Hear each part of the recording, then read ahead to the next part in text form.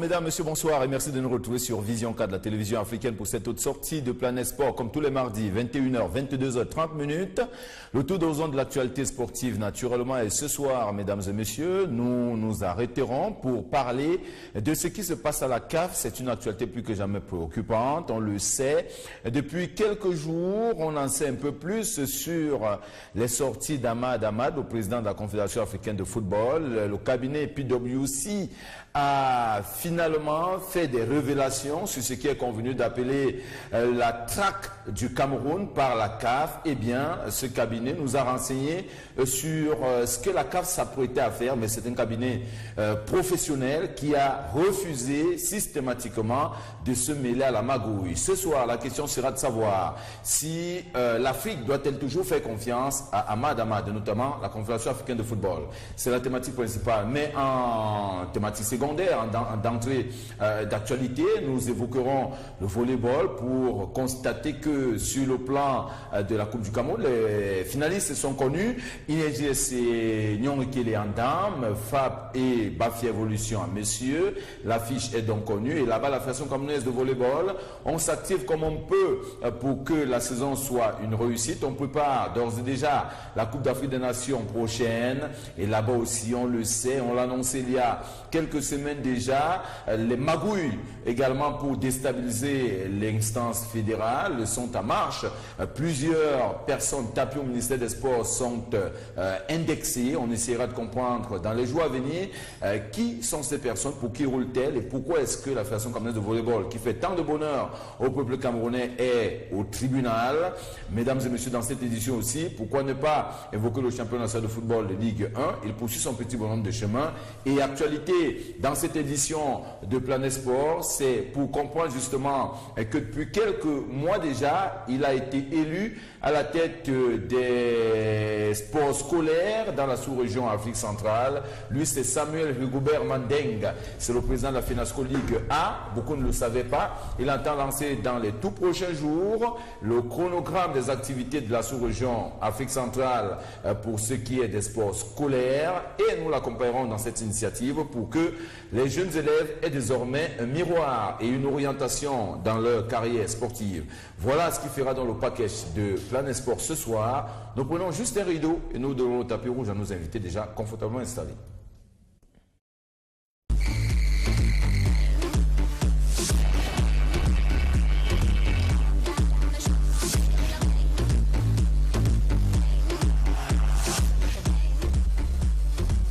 Retour dans le plateau et pourquoi ne pas accueillir tout de suite et maintenant Jacques, ou plutôt notre ami de tous les mardis, c'est un habitué de ce panel, Jacques Bell. Bonsoir Jacques. Bonsoir Francis, bonsoir à ton panel, surtout bonsoir à tes millions de téléspectateurs et c'est à travers le monde que je retrouve avec joie et allégresse. Alors, Jacques Bell, la Ligue spécialisée de football jeune se déploie sur le terrain. On a pris très récemment un certain nombre de décisions du président de cette Ligue, Léon Mézan. C'est vrai que une faction du football camerounais estime que c'est un président intérimaire parce qu'en réalité, un certain nombre de procédures sont encore en instance dans les tribunaux. Mais on sait quand même que Léon Mézan a été élu tout récemment, même si la Chambre de conciliation a annulé cette élection. Mais on sait qu'au Cameroun, naturellement, ça fonctionne, même quand on a annulé. La vie continue. Et donc, Léon Mézan a entamé un certain nombre d'activités. Vous nous en parlez ce soir? D'abord, il faut dire chose, je suis très content ce soir, donc je ne vais pas polémiquer. Non, il n'y a pas de polémique. Ce qui est sûr et certain, c'est qu'il y a un temps pour les élections, un temps pour l'action. Je pense que le président Zan, qui est président de cette ligue spécialisée et dont la réputation dans ce milieu ne souffre d'aucune contestation, a pris le taureau par les cornes, comme on dit. La première chose, il fallait dans un premier temps déployer la ressources humaines. Il l'a fait au niveau des arrondissements, au niveau des départements, au niveau des régions. Hier, vous avez suivi, comme moi, il y a eu un secrétaire permanent, un secrétaire adjoint qui ont été nommés.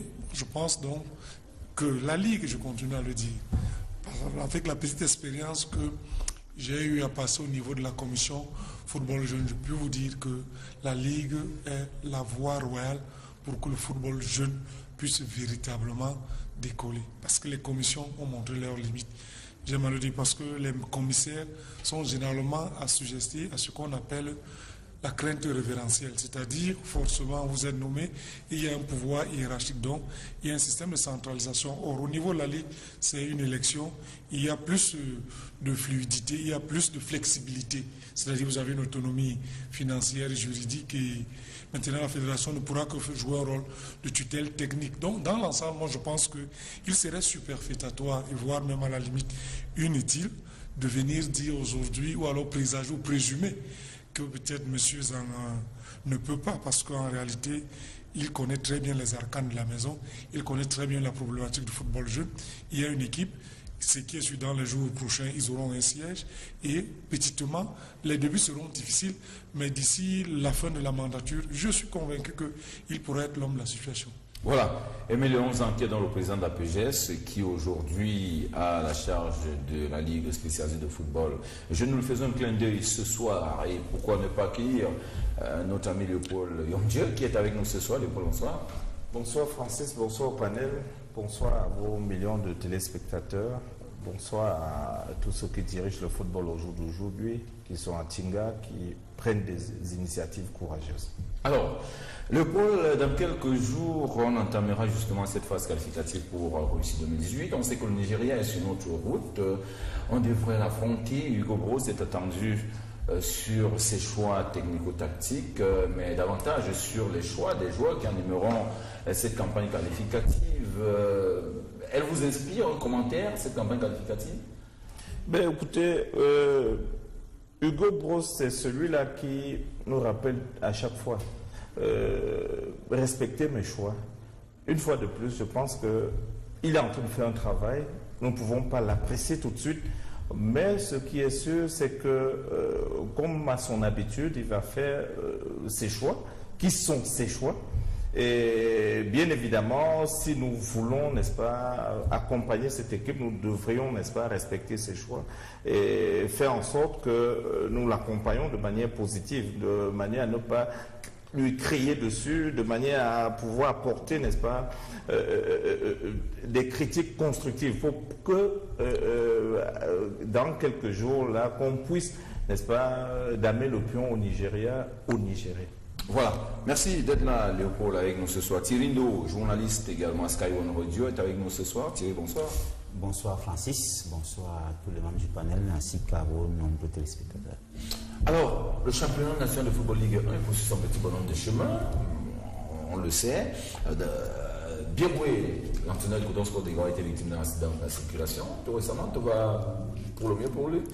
Oui. C'était, je crois, dimanche, après la causerie et le dîner avec les joueurs. Vous savez que New Star est arrivé très tard à Garoua, dont la Ligue avait anticipé en programme le match plutôt lundi, ce qui a été fait hier. Coton s'est d'ailleurs imposé 3-1, donc plus de peur que de mal pour lui.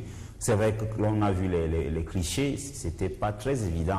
La voiture a percuté un arbre, plus de peur que de mal pour lui. On va dire que c'est également le deuxième entraîneur, puisque la veille, Jules Frédéric Nyonga, lui également, a été percuté par une moto après le match face à As de Douala, à Douala. Jules Nyonga, c'est un simple hasard, vous pensez, ou alors c'était un accident? On va le mettre sous le cas du hasard, même si aujourd'hui on a appris que Justin Tagou a finalement fini par avoir sa tête, puisqu'il a débarqué de Bamouteuse. Il n'y a pas trop de coïncidence là finalement? C'est un peu ça qui est surprenant. Est-ce que c'est Jules Nyonga qui a demandé à partir? Est-ce que c'est Justin Tagou qui... Mais on sait que ça fait 2 semaines que ça couvre. Ça couvait depuis 2 semaines. Donc on n'est pas très surpris par ce qui se passe. Mais pour revenir au volet purement technique, on va dire que c'est bien parti pour Reading, qui en début de la phase retour, au début de la phase retour, était quelque peu essoufflé. Et depuis 3 journées, ils ont gagné tous leurs 3 matchs et ils ont 6 points d'avance sur Coton. Donc c'est une équipe qui est en train de filer tout droit vers un premier sac, alors qu'elle a à peine 6 ans, 6 années d'existence, quelque chose comme ça. Donc de mon point de vue, C'est une bonne chose. Et je dois quand même rappeler que c'est l'équipe qui a le plus gros contingent de joueurs. Ils ont 40 joueurs qu'ils exploitent au niveau professionnel. Mais on va également remarquer quand même qu'il y a une équipe comme Colombe du Djel Lobo qui fait le show. 4 victoires des rangs. C'est assez demandé qu'est-ce qu'ils ont mangé. Mais maintenant, on va le dire, le canon sportif de Yaoundé, c'est vraiment, on va le dire une fois encore, c'est la grosse déception. Hein. Comme à l'accoutumée, ça va faire la 5e saison d'affilée que le Pakoum tutoie les abysses de la 2e division. Et j'ai le sentiment que cette fois-ci, tout est fait, tout est parti pour que le canon descende parce que ce sera très compliqué au regard de la situation. Parce que ceux qui sont devant font tout pour gagner et le canon à son tour fait tout pour ne pas gagner. Vous avez une équipe qui en 28 journées n'a que 4 victoires sur 28 matchs, un 7e. Les victoires, c'est assez peu et c'est assez intriguant pour 11 matchs nuls et on va le dire 13 défaites. Ça commence à inquiéter et je pense qu'il faut déjà commencer à réfléchir autrement. Et de mon point de vue, je crois que la région du centre, en dehors du canon, se porte très bien. Quand on voit Eding, on voit APGS qui est 3e. Bon, le Dragon a quelque peu diminué, mais de mon point de vue, c'est une fin de saison haletante. Même si je sors par là, Francis, les soupçons de corruption ont recommencé. J'ai suivi les extraits sur un forum WhatsApp cet après-midi, l'interview du président de Futur, en direct de LT Madouala. Il parlait déjà des soupçons de corruption. On a approché, il n'a même pas parlé au contenu, on a approché son entraîneur, on a approché certains de ses joueurs, notamment pour le match contre Colombe. Et on n'est pas très loin également, on a reproché des choses à l'arbitre du match Renaissance d'Ongumo contre AS Fortuna samedi dernier. Idem pour le match qui mettait en scène Cosmos Dumbam à la formation, Cosmos Renaissance et Fortuna AS et Tom qui donc il va falloir que la Ligue, pour ces 8 dernières journées, ait un regard, pour ces 6 dernières journées, soit plus vigilante. Parce qu'on sait très bien comment ça se passe. Vous savez que la saison dernière, il y a 5 clubs qui avaient reçu un blâme en fin de saison. 5 clubs qui avaient reçu un blâme officiellement de la LFPC. Futur et Ding, on va également citer New Star, UMS et Stade Renard de Melon qui avaient été reconnus coupables d'avoir de près ou de loin quand même essayé d'intimider les arbitres. Donc ça recommence avec le président de Futur qui s'est exprimé pendant une dizaine de minutes. Les banques sont là, il parle de corruption, il accuse certains de ses entraîneurs. Il a d'ailleurs fait partie, le capitaine de Futur. Bon, ça commence à inquiéter pour cette fin de saison que la Ligue essaie d'être plus vigilante parce qu'on sait très bien que les présidents de club ne se contentent plus de gérer leurs matchs. Quand je parle de gérer, on se comprend au quartier. Ils gèrent également les matchs de leurs adversaires potentiels. Donc pour les 6 dernières journées, vigilance, vigilance, vigilance. Vigilance donc dans le championnat professionnel organisé par la Ligue de football professionnel du Cameroun. Merci Thierry d'être là avec nous ce soir. Et puis non, notre consultant Maison est là. Dis-nous bonsoir. Bonsoir Francis, bonsoir à tout le panel, bonsoir à l'équipe technique et surtout bonsoir aux millions de téléspectateurs de notre émission Planète Sport. Alors, Pinongba, on attend toujours les élections à la tête des fédérations sportives civiles nationales. Nous allons bientôt vers la fin de la saison sportive. Et jusque-là, les exécutifs qui ont été élus en 2012 continuent de gérer les fédérations. On a traversé l'Olympiade, on nous avait promis que l'élection était imminente, qu'il fallait juste régler quelques problèmes dans les fédérations sportives nationales sur le plan textuel. Jusqu'ici, on a envie de se poser la question de savoir comment est-ce que ça va se passer. On aura finalement des exécutifs qui vont gérer 8 années dans les fédérations sportives nationales où finalement l'élection est annoncée pour quelques jours.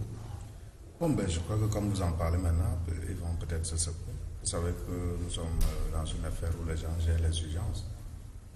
Là maintenant, il y a eu trop d'urgences, la CAF, les AMAD, les Tombi, tout ça.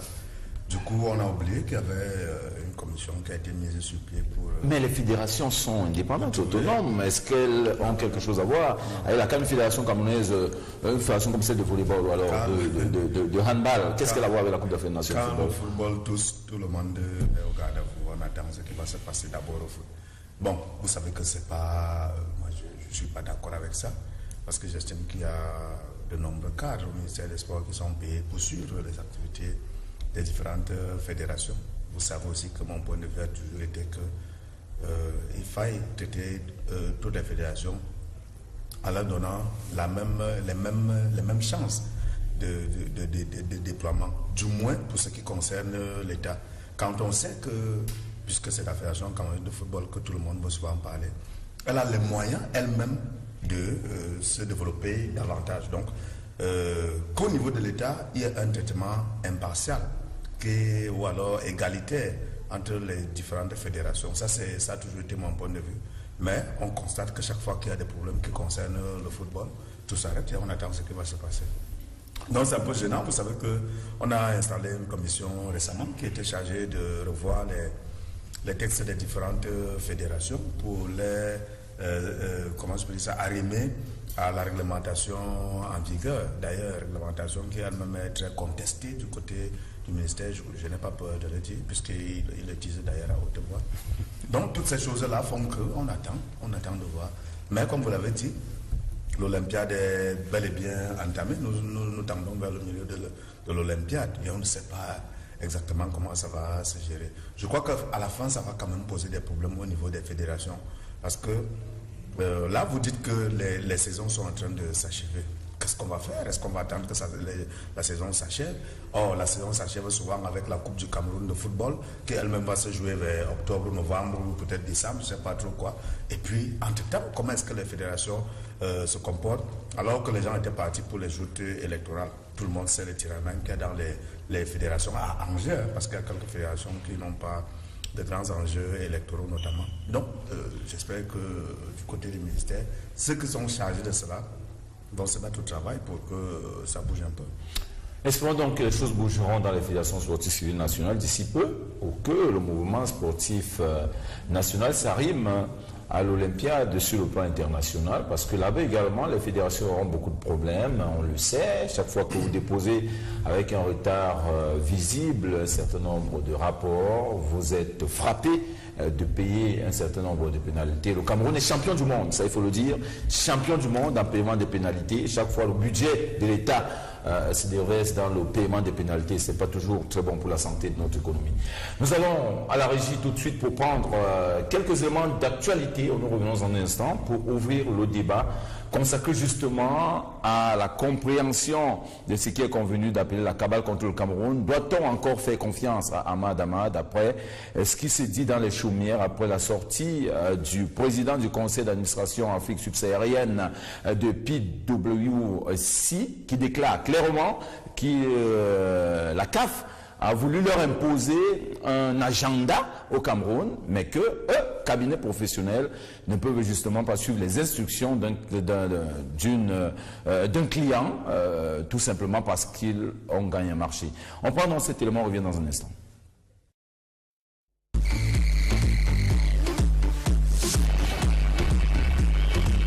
« 28e journée de la MTN Elite One, la chance, les compétences et surtout les bonnes formules du coach d'Eding Sport sont à saluer. Les protégés de Saint-Fabien Vogo ont encore écrié leurs frères de Dragon de Yaoundé cet après-midi par 3-0. On n'a pas voulu dormir sur nos lauriers parce que Dragon nous a un peu poussé dans notre dernier retranchement sans toutefois plier. Il est également important de signaler qu'on avait plus de 5 joueurs qui ont joué avec l'équipe nationale à prime. Donc il a fallu réajuster et je dis bravo à nos joueurs. On a beaucoup de respect pour eux, mais c'est qu'on s'est dit. En premier temps, vous avez vu, on a déroulé, on a tout joué. Mais bon, on a encaissé 2 buts sur les erreurs d'appréciation. Le score ne reflétait pas la physionomie du match. On va pas rester sur cette défaite, on va continuer à travailler pour les jours à venir. Il y a encore du travail à faire. Déjà, on s'est dit en début de saison que notre objectif était le maintien. Donc, je pense qu'il y a encore de la place pour le maintien. On a 6 matchs, 4 à domicile. On va se battre pour arracher les prochains points. Et toujours à Yaoundé, Canon n'a pas pu faire mieux que de concéder un match nul d'un but partout face à Aigle. C'est vraiment difficile. C'est très difficile. Vous voyez, jusqu'à là, on a toujours été mené. On dit que nous avons toujours cherché à travailler, le tout n'est pas joué. Il y a encore 18 points à discuter. Sur 18 points, nous avons 16 points qu'on doit prendre pour se maintenir. Je crois que c'est possible. Et dès l'entame de la rencontre, vous avez vu, sur une erreur individuelle, on a pris le but. C'est toujours ça, à chaque fois on rentre avec des regrets. C'est vraiment déplorable. On va juste se remettre en question, essayer de prendre les matchs à domicile. Dans les autres rencontres de la journée, Young Sport et APGS font nul d'un but partout. Colombe bat UMS de Loum 1-0. Union Feuche, Lyon Blessé Stade et Astre Bamboutos concèdent des matchs nuls, alors qu'Unisport venait à bout de Racine de Bafoussam 1-0. Edingsport garde donc la tête de ce championnat, désormais avec 55 points, devant Coton Sport de Garoua, 46 points, moins un match, et APGS Donfou, troisième avec 42 points, même nombre de points que Young Sport Academy, quand le Canon Sportif gère le dernier rang du championnat avec 24 points. Les officiers du président Ahmad appartenant au cabinet d'audit PricewaterhouseCoopers ne sont pas au Cameroun. Pourtant, ces derniers devaient effectuer leur première mission d'inspection relative à l'organisation de la Coupe d'Afrique des Nations Cameroun 2019. Le séjour était prévu du 20 au 28 août 2017. Les experts de PricewaterhouseCoopers évoquent une panne sur le plan sécuritaire au Cameroun. Certainement que les propos sévères du président de la Confédération africaine de football sur le Cameroun ont plongé les officiers CAF dans une peur bleue. Pourtant, dans un communiqué rendu public par Tombi Aroko, président de la Fédération camerounaise de football, l'on rassure que tout était prêt pour garantir la sécurité des membres de PricewaterhouseCoopers, y compris celle des membres du secrétariat général de la Confédération africaine de football pendant leur séjour. Les membres du comité local d'organisation étaient même déjà parés pour la tâche. Qu'est-ce qui aurait donc traversé les têtes des experts de la Confédération africaine de football pour aboutir à de telles attitudes? Plus grave encore, le même cabinet d'audit choisi par Ahmad et compagnie, plus 3 autres, font objet d'amendements sévères aux États-Unis. L'information est diffusée sur la toile par l'économiste.com. L'affaire CAF Cameroun sur la CAN 2019 est à retrouver au prochain épisode. C'est le revers de la médaille, dirait-on, une mésentente entre la Confédération africaine de football et le cabinet d'inspection Pricewaterhouse. Le cabinet ne vient plus au Cameroun pour l'inspection à cause de son désistement. Notification faite à la Fédération camerounaise de football par la CAF. Aussitôt, la nouvelle est prise d'assaut dans les réseaux sociaux, la presse nationale et même internationale. Des supputations sont nombreuses sur les raisons du désistement, mais le communiqué du ministre des Sports renseigne davantage, quel que soit le jour, la date, l'heure de la prochaine décision d'une mission d'inspection au Cameroun, le pays est prêt. Les gouverneurs de région qui sont les présidents des sites ont été également impliqués. Nous, on attendait la délégation de la CAF. Nous ne pouvons que s'en tenir à la raison que la CAF a évoquée, à savoir le désistement de ce cabinet. Maintenant, nous, quel que soit le moment où cette visite va être reprogrammée, nous sommes prêts. Le comité central d'organisation s'en tient au mot désistement contenu dans le communiqué de la CAF, même si un certain autre communiqué de la Fédération camerounaise de football a répondu à des rumeurs d'insécurité. Le président de la FECAFOOT est parti des rumeurs. C'est comme ça que son communiqué commence par rapport à la sécurité du cabinet d'audit qui devrait arriver au Cameroun. C'est en réaction à cela qu'il a pris ce communiqué pour rassurer les membres de la commission d'inspection et notamment les représentants de l'audit pour dire que nous avons organisé la CAN en 2019. Je crois qu'aucun problème de sécurité n'est posé. Le Cameroun reste donc dans l'attente, toujours paré, et selon des sources crédibles, le problème est plutôt entre le cabinet d'audit PricewaterhouseCoopers et la CAF. De nombreux journaux annoncent d'ailleurs des dessous entre les deux structures, de tels dessous qui ont d'ailleurs été confiés à une certaine presse internationale par le directeur Afrique francophone du dit cabinet.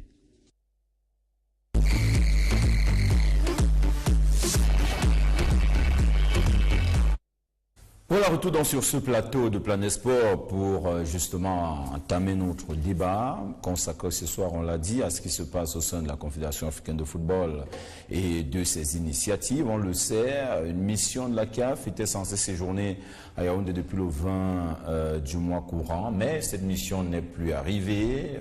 Des raisons multiples ont été évoquées.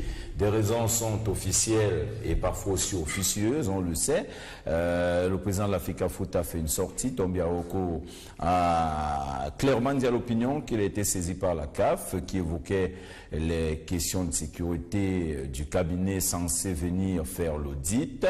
Et pendant le même temps, le cabinet, par l'entremise de son président du conseil d'administration pour le compte de l'Afrique francophone subsaharienne, eh bien, a fait une sortie sur une chaîne étrangère pour dire clairement que le cabinet n'a pas finalement été d'accord avec la CAF sur son agenda au Cameroun, la CAF qui entendait lui imposer justement un rapport et que le cabinet, compte tenu de son professionnalisme, ne pouvait pas tomber dans ce piège, et le cabinet a finalement accepté de refuser l'offre de la CAF. Aujourd'hui, nous voulons donc comprendre si finalement, après la sortie d'Ahmad Ahmad, on devrait continuer à faire confiance à ce personnage. Déjà, Léopold Yom-Dieu, comment vous avez reçu cette information, c'est-à-dire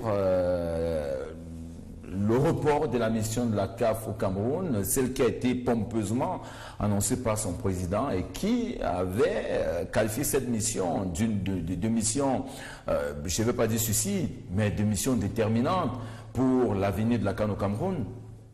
Ben, écoutez, je traînais encore dans mon bureau vendredi soir quand un de nos confrères, Achille Chounsa, m'a envoyé, n'est-ce pas, m'a fait l'amitié de m'envoyer la lettre de la CAF qui reportait la mission. Et quelques minutes après, j'ai eu la lettre de Monsieur le Président de la Fédération camerounaise de football. Alors, j'ai essayé de regarder les deux lettres et puis je me suis dit, mais écoutez, il y a quand même quelque chose qui se passe.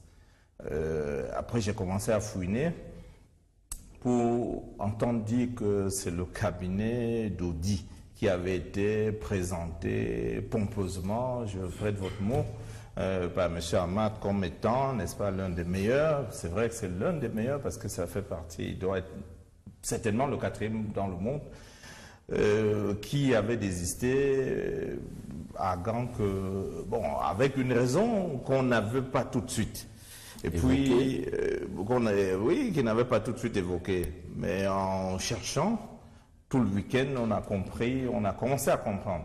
Mais il faut quand même dire, Francis, cela remonte un peu à juin, 12 juin à peu près, quand la CAF adresse, n'est-ce pas, les invitations, n'est-ce pas, aux différentes délégations pour le symposium au Maroc. La première curiosité dans ces invitations, les lettres partaient de Rabat. Les lettres partaient de Rabat. Et c'était quand même une curiosité. Moi, je sais, la CAF en ce moment est au Caire. C'est pas à Rabat, sauf s'il y a une délocalisation entre-temps dans le système Ahmad. Et quand vous allez faire d'autres rapprochements longtemps plus tard, vous allez vous rendre compte que le cabinet dit, après un entretien entre le président de la CAF à Casablanca et le cabinet Price House Cooper, vous voyez, tout se passe au Maroc. Et c'est ça qui nous intrigue, parce qu'on se dit, il y avait déjà un complot contre le Cameroun. Tout se passe au Maroc. Et dans l'invitation adressée aux responsables des fédérations, c'est-à-dire à leur président et leur secrétaire général, il y a une phrase qui passait presque anodine, qui disait exactement ceci. C'est la Fédération royale marocaine de football qui prenait en charge toute l'organisation, les frais de transport aérien, d'hébergement sur place de tous les membres de la délégation. J'ai compris tout de suite. D'ailleurs, dans ma chronique, j'ai relevé cela. Et j'ai trouvé des esprits retors pour me dire, mais non, c'est pas possible, il ne faut pas parler de ça. Et justement, quelques semaines après, l'histoire me donne raison. L'histoire me donne raison, pourquoi? Parce que je comprends que M. Ahmad s'est installé, n'est-ce pas, au Maroc, a dealé avec les Marocains pour nous arracher l'organisation de la CAN 2019. Sans manière. Parce que, voyez-vous, à chaque fois, il essaye, mais ça ne marche pas. Heureusement, même s'il dit que c'est la presse camerounaise qui lui a donné matière à moudre. La même presse aujourd'hui, je crois, s'est dressée en face de Hamad pour lui dire, mais écoutez, cette canne-là, la canne 2019, elle est à nous. Et je crois que si M. Hamad voulait faire juste, il devrait, n'est-ce pas, respecter ce qui se passait par le passé à la CAF. C'est-à-dire, il y a une commission qui est au sein même de la CAF, qui est chargée de faire des inspections. Mais maintenant, il met cette commission de côté, qui, soit dit en passant, Francis Bonga est très fâché, très remonté contre lui, parce qu'il a trouvé unilatéralement un cabinet. Et même dans la mesure où ses proches ont accepté ce cabinet, le cabinet a fait, comme on dit au quartier, l'a laissé en route. Parce que ce cabinet ne peut pas accepter des injonctions dans le simple but de nous enlever cette canne. Je crois que quand j'ai appris cela, j'ai dit, mais écoutez, même la nature est pour nous, et je crois davantage que nous devrions, n'est-ce pas, nous mettre au travail et organiser véritablement cette canne en 2019. Voilà, nous devons donc nous mettre au travail. Le travail a commencé. On nous a renseigné qu'à Garoua, effectivement, la mise en place est en train de se mettre progressivement en œuvre pour le lancement des travaux qui sont imminents. On observe également que ça bouge du côté d'Olimbié et dans tous les autres sites retenus pour apporter la canne Tirindo. Vous avez également reçu cette information, une surprise quand même pour les chroniqueurs sportifs qui attendaient avoir des actualités, mais de toutes les façons, même l'absence de cette mission a toujours créé l'actualité. Moi, ce sera attendu une actualité un peu plus rigoureuse.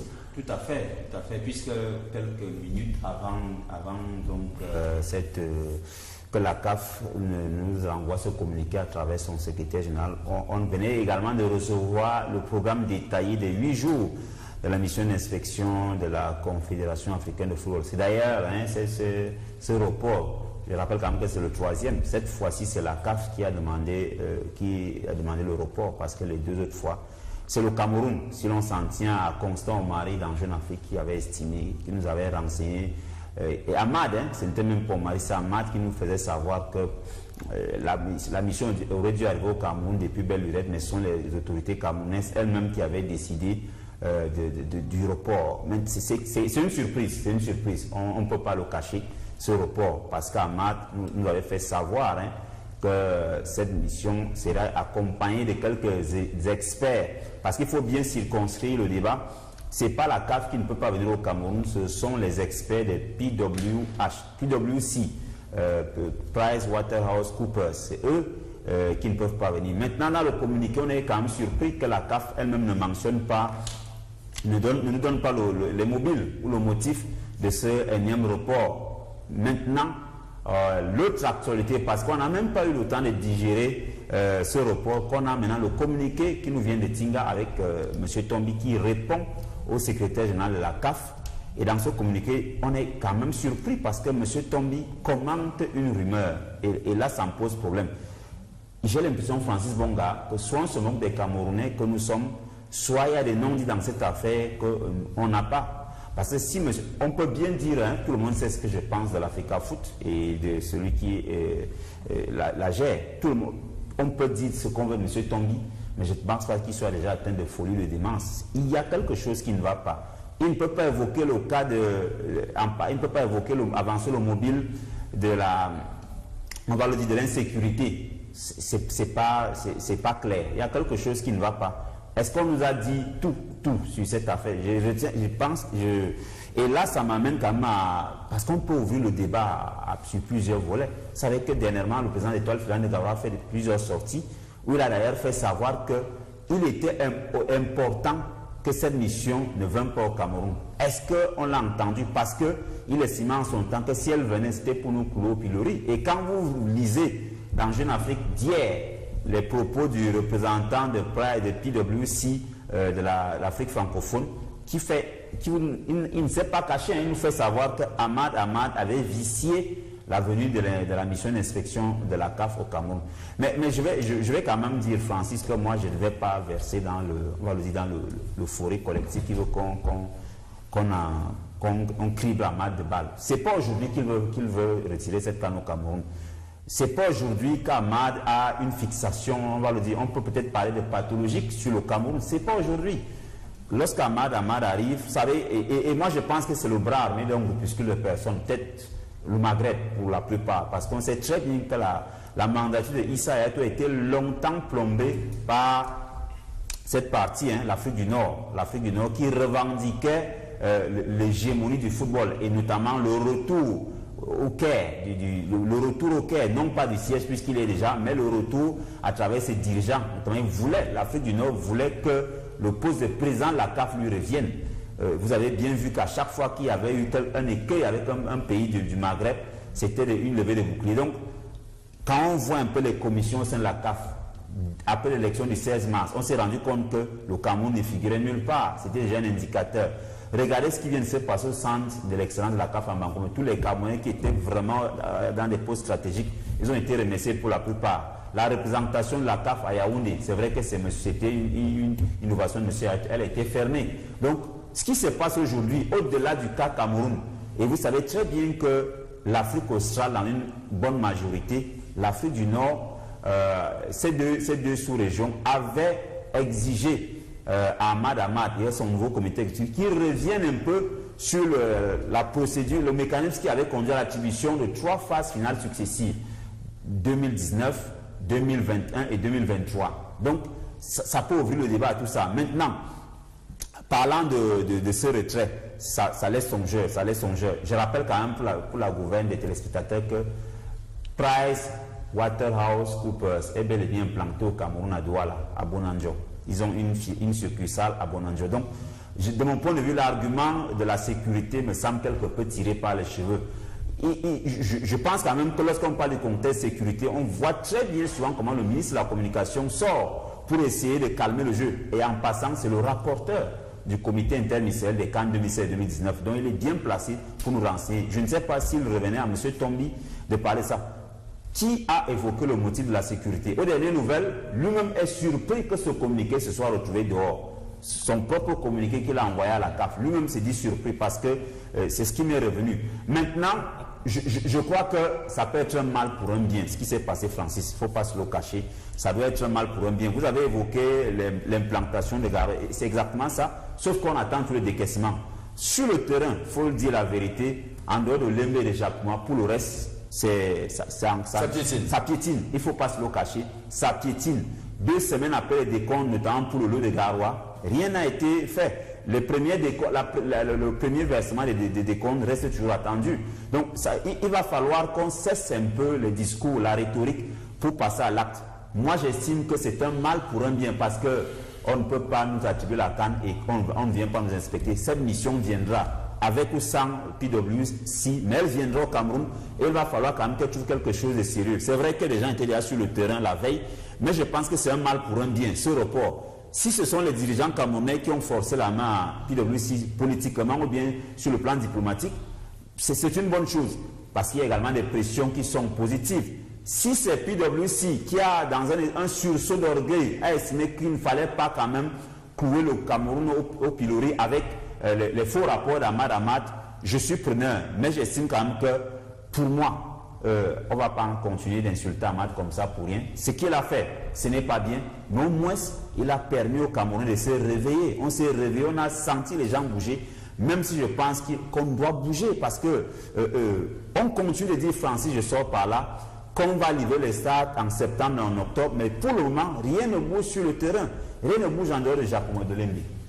Voilà, rien ne bouge donc véritablement sur le terrain, mais il faut justement qu'on passe à l'action. L'action, c'est la mise à disposition des financements, parce que s'il n'y a pas de financement, naturellement, rien ne bouge sur le terrain. Jacques Bell, vous avez accueilli favorablement la nouvelle du désistement de PwC, enfin de la mission de la CAF, ou alors vous vous êtes dit, ça nous donne un peu de temps pour avancer un peu plus vite? D'abord, je veux dire à mon ami Thierry que le président ne commande pas les rumeurs, mais le président rassure la CAF Et lorsqu'on est un responsable, on se doit de le faire. N'oublions jamais que c'est la FECAFOOT qui sert d'interface entre cette institution supranationale qu'est la CAF et l'État du Cameroun.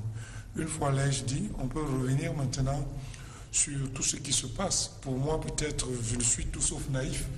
Ceux qui ont suivi mon argumentaire depuis la sortie irrévérencieuse, à la limite outrancière, du président Ahmad Ahmad à l'endroit du Cameroun, je pense que je peux vous dire aujourd'hui que, et je suis fier, qu'en réalité, nous autres, on a vu cette affaire venir de très loin. Pourquoi? Parce que c'est très insultant de croire que le Cameroun est devenu un État aussi insécure, qui ne puisse pas sécuriser 9 personnes qui viendront peut-être faire une inspection. Et j'étais le premier, je pense qu'on a partagé ce plateau ce jour-là avec Thierry, dans une radio de la capitale, où je disais que le glissement sémantique qu'il y a eu entre une commission d'inspection et un cabinet, il fallait voir déjà qu'à ce niveau, de façon insidieuse, il y avait déjà quelque chose qui n'allait pas. Mais c'est regrettable parce que lorsqu'on a la chance d'être à la tête d'une institution supranationale comme la CAF et hautement prestigieuse comme celle-là, et on se doit tout au moins d'être moins disert. Et là, aujourd'hui, le président de la CAF, et je suis fier par rapport à cette formulation thématique que vous dites, est-ce que M. Ahmad Ahmad inspire-t-il encore la confiance? Parce que c'est de l'inédit, Qu'une institution fasse des innovations, c'est normal. Qu'une institution aujourd'hui, vous comprenez un peu, l'impose de façon unilatérale à une partie, je trouve ça quand même à la limite inepte, je trouve ça très dangereux.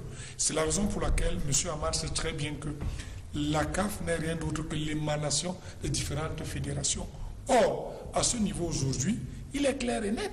Parce qu'il y a quelque chose, moi, qui m'a beaucoup gêné dans ses propos. Il vous dit qu'ils disent que je serai intransigeant, c'est peut-être son approche.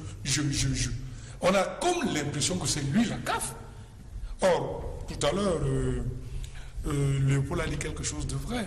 Bon, depuis un certain temps, il y a quand même une acquaintance, je dirais peut-être naturelle, et à la limite incestueuse, avec le royaume le royaume marocain. Comment se fait-il que c'est le Maroc qui, bon, ça peut être une politique, une volonté, je ne fais pas le procès au Maroc, qui aujourd'hui finance tout. C'est le Maroc qui, en réalité, veut à tout prix organiser la CAN parce que pour elle, cette CAN pourra lui servir de rodage par rapport à ses ambitions au niveau international, davantage par la Coupe du Monde. Mais ce qui est clair et net, quand on a tout dit ceci, en réalité, il y a une volonté politique qui a été exprimée.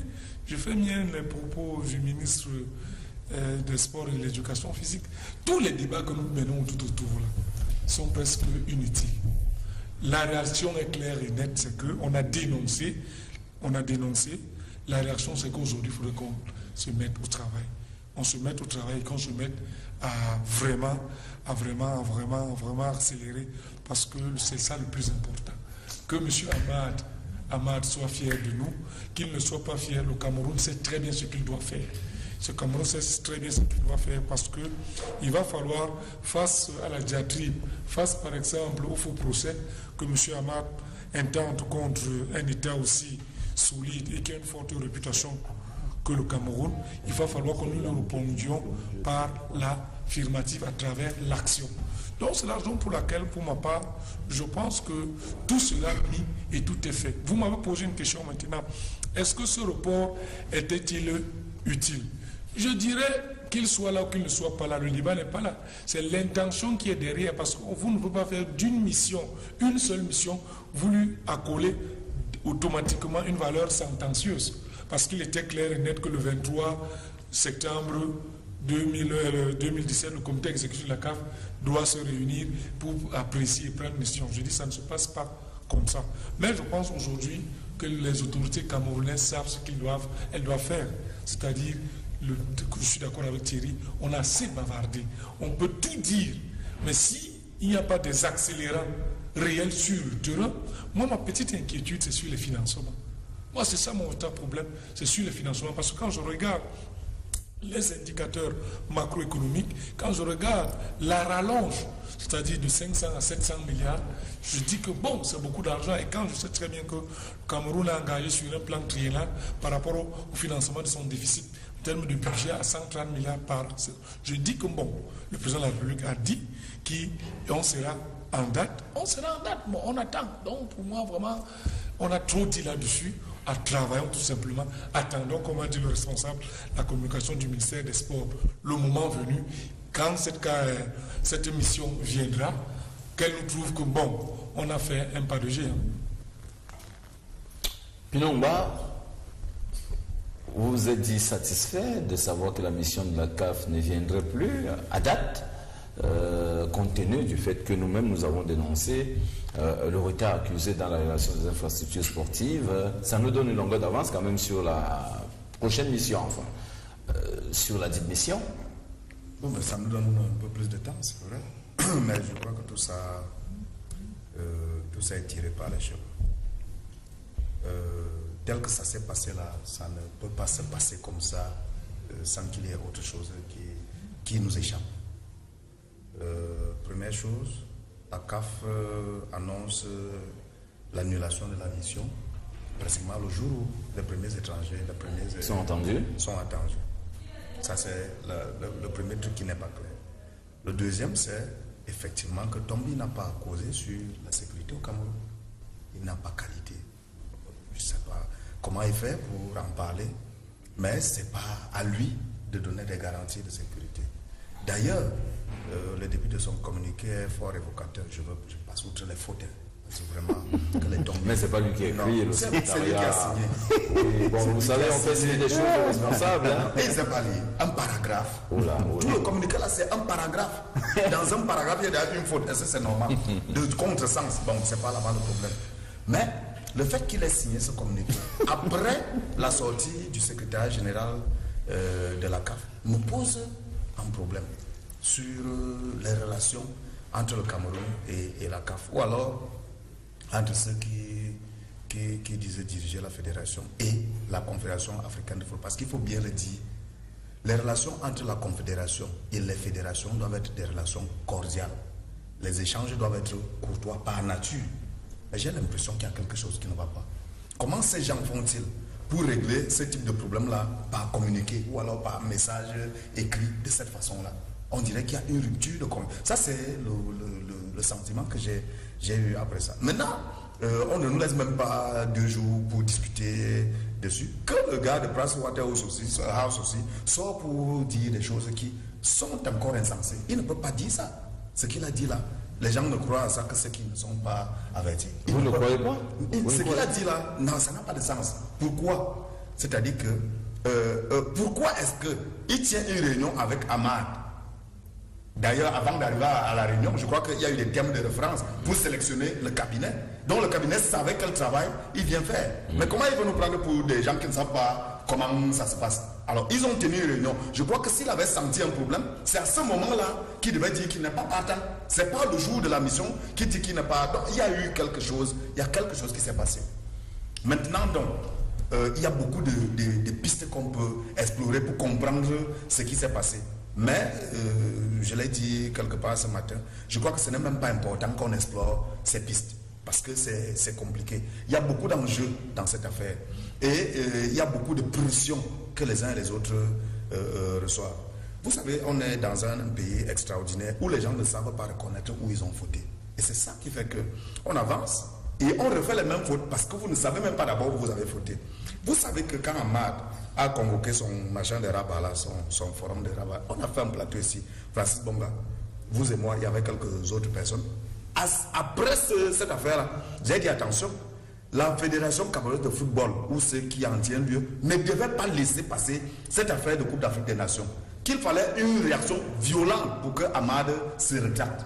Vous savez que je l'ai dit ici. Sauf que les gens se sont réunis pour dire que c'était bon, que c'est un gars qui aime le Cameroun, machin, tout et tout. Et puis après, c'est les gens qui se sont rebiffés sans reconnaître d'ailleurs ce qu'ils avaient fait de mauvais. Vous savez, il faut pouvoir anticiper. Il faut savoir lire les signes du temps. Ahmad n'est pas l'ami du Cameroun. Ça, il faut le savoir. C'est clair. Et il faut le traiter comme tel. C'est-à-dire que quand il engage une action, il faut réagir avec la plus grande violence pour qu'il sache qu'en face, il y a du répondant. Je crois que c'est ce qui a été fait. Vous savez, si vous vous souvenez aussi de cette émission, que j'avais dit que mon point de vue, c'est que après les sorties d'Amad, j'ai estimé que cette affaire-là n'était plus une affaire de Fekafo, Minsem, machin, tout et tout. Que c'était une affaire qui est devenue hautement politique et diplomatique. Qu'il fallait que le président de la République s'implique dans cette affaire. Et vous savez que maintenant que le président de la République s'est impliqué, moi je commence maintenant à vouloir comprendre ce qui s'est passé. C'est que le niveau de pression quand le président de la République intervient quand même dans un dossier comme celui-là est tel que les gens sont obligés d'une manière ou d'une autre de reculer.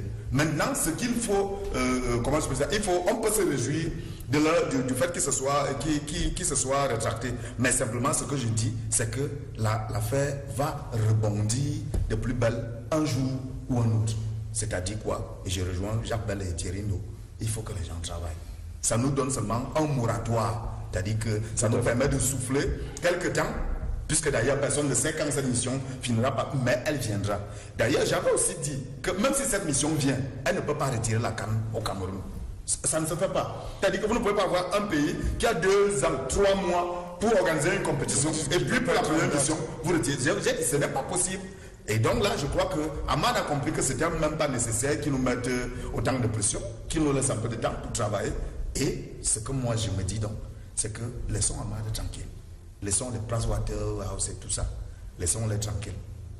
Parce que nous-mêmes on sait qu'on a des problèmes. C'est au niveau de ces problèmes-là qu'il faut agir. Toutes les entreprises qui ont gagné des marchés, elles savent comment on fait. Tous les gens qui suivent les marchés sont supposés savoir comment on fait. Il faut que les gens présentent des chronogrammes d'activité qu'ils peuvent tenir. C'est pas la télé. Comme j'ai dit qu'on sera prêt en octobre, ou je ne sais pas, ils disent quoi, en juillet ou en octobre. C'est pas ici à la télé qu'on dit ça. On dit ça avec un chronogramme d'activité qui dit de telle date à telle date, j'ai fait telle chose, de telle date à telle date, j'ai fait telle chose, avec des marges d'erreur. C'est là, ce n'est que sur cette base-là que même si, j'ai dit que quelle que soit la mission qui vient, si votre programmation est bonne, cette mission ne peut rien contre vous. Et donc, comme ils ont repoussé leur mission, il faut maintenant que le reste suive, que les gens travaillent. Bon. Vous avez parlé tout à l'heure des financements qui tardent d'arriver. Je sais, je ne peux pas comprendre pourquoi les financements tardent d'arriver. Le cas que vous avez pris d'ailleurs, c'est un très mauvais cas. Parce qu'on a suivi des conférences de presse il y a 1 ou 2 semaines où les gens disaient d'où venaient les fonds. Et ainsi, tout le monde, c'est pas moi qui l'ai dit. Si vous voulez, je répète ce que quelqu'un a dit. Il a dit que c'était un endettement auprès de Exim Bank. C'est pas ça. J'étais pas là-bas. C'est vous qui étiez à la conférence de presse pour dire qu'en principe, je crois que c'est des fonds qui doivent être mis à disposition rapidement. Maintenant, aux entrepreneurs de se mettre à l'œuvre, de faire des recrutements, de mobiliser les équipes de telle sorte que et c'est ça pour moi qui est le plus important. Parce que il faut bien qu'on se le dise, cette affaire-là, c'est pas on a un autre problème des Camerounais ici, c'est pas de ça qu'il est question. Imaginez-vous le Cameroun en Mondovision pendant 1 mois. Je vous dis, c'est une publicité que personne ne paiera nulle part. Et c'est quelque chose de déterminant, peut-être pour notre économie après. C'est pour ça qu'on doit se mobiliser, pour qu'on en arrive à des résultats satisfaisants. Mais ça ne se fait pas avec les discours. Voilà, vous savez, Planète Sport, c'est également la contribution de ceux qui nous regardent. Bonsoir Francis. Je sais que ma question n'est pas dans la thématique, mais savoir si le football camerounais a un mercato. Naturellement, c'est fini. C'était au mois de mai saison, c'est quand le championnat finit. Entre la fin du championnat et le début du championnat, c'est le mercato. Je crois que c'est ce qu'il veut davantage. Même s'il faut dire, Francis, qu'il y a certains présidents des clubs qui s'amusent quand même encore en ce moment à aller chercher à obtenir des licences à la FECAFOOT. Voilà, bonsoir Magnan. Et Nongachu n'ont pas besoin de la casquette d'un parti pour je ne sais pas de quoi vous parlez, monsieur, nous ne sommes sur autre chose ici. C'est une affaire de politique, mais c'est là, il faut bien réfléchir avant de prendre certaines décisions. Bonsoir, le panel Francis Amad aura honte et le Cameroun va organiser la CAN 2019. Dieu est grand, enfant depuis Bastos. Autre message, relever le défi, à savoir organiser la CAN. Il n'a pas adopté ce que Abdouran suggère, c'est-à-dire attaquer la CAF juridiquement. C'est Amada de Ngaoundéré. Bonsoir Jean Niambé. S'il te plaît, montre-nous les 3 buts de Vincent Boubacar du week-end passé. Écoutez, dimanche de Lyon peut-être vous proposera ces buts. Bonsoir notable Bonga, tant que l'Afrique dépend de l'Occident, nous sommes sur autre chose, cher ami. C'est toujours Bassa que Pinon laisse tomber tranquille. Ok, s'il continue, il va trouver c'est même quoi chaque jour. Tomber, il y a même quoi. Non, mais puis non, tout au contraire, à féliciter. Tu lui dis seulement de soir, c'est machin qui se non. Un président ne signe pas comme ça, c'est le président. Voilà, tout simplement. Bonsoir, c'est Kwembe Ossé, Sylvain depuis la ville de Garoua, Boulaye, de l'Est du Cameroun. Pour moi, le seul objectif de Ahmad est d'enlever la Coupe d'Afrique des Nations au Cameroun. Il ne va pas y arriver. Il n'arrivera pas.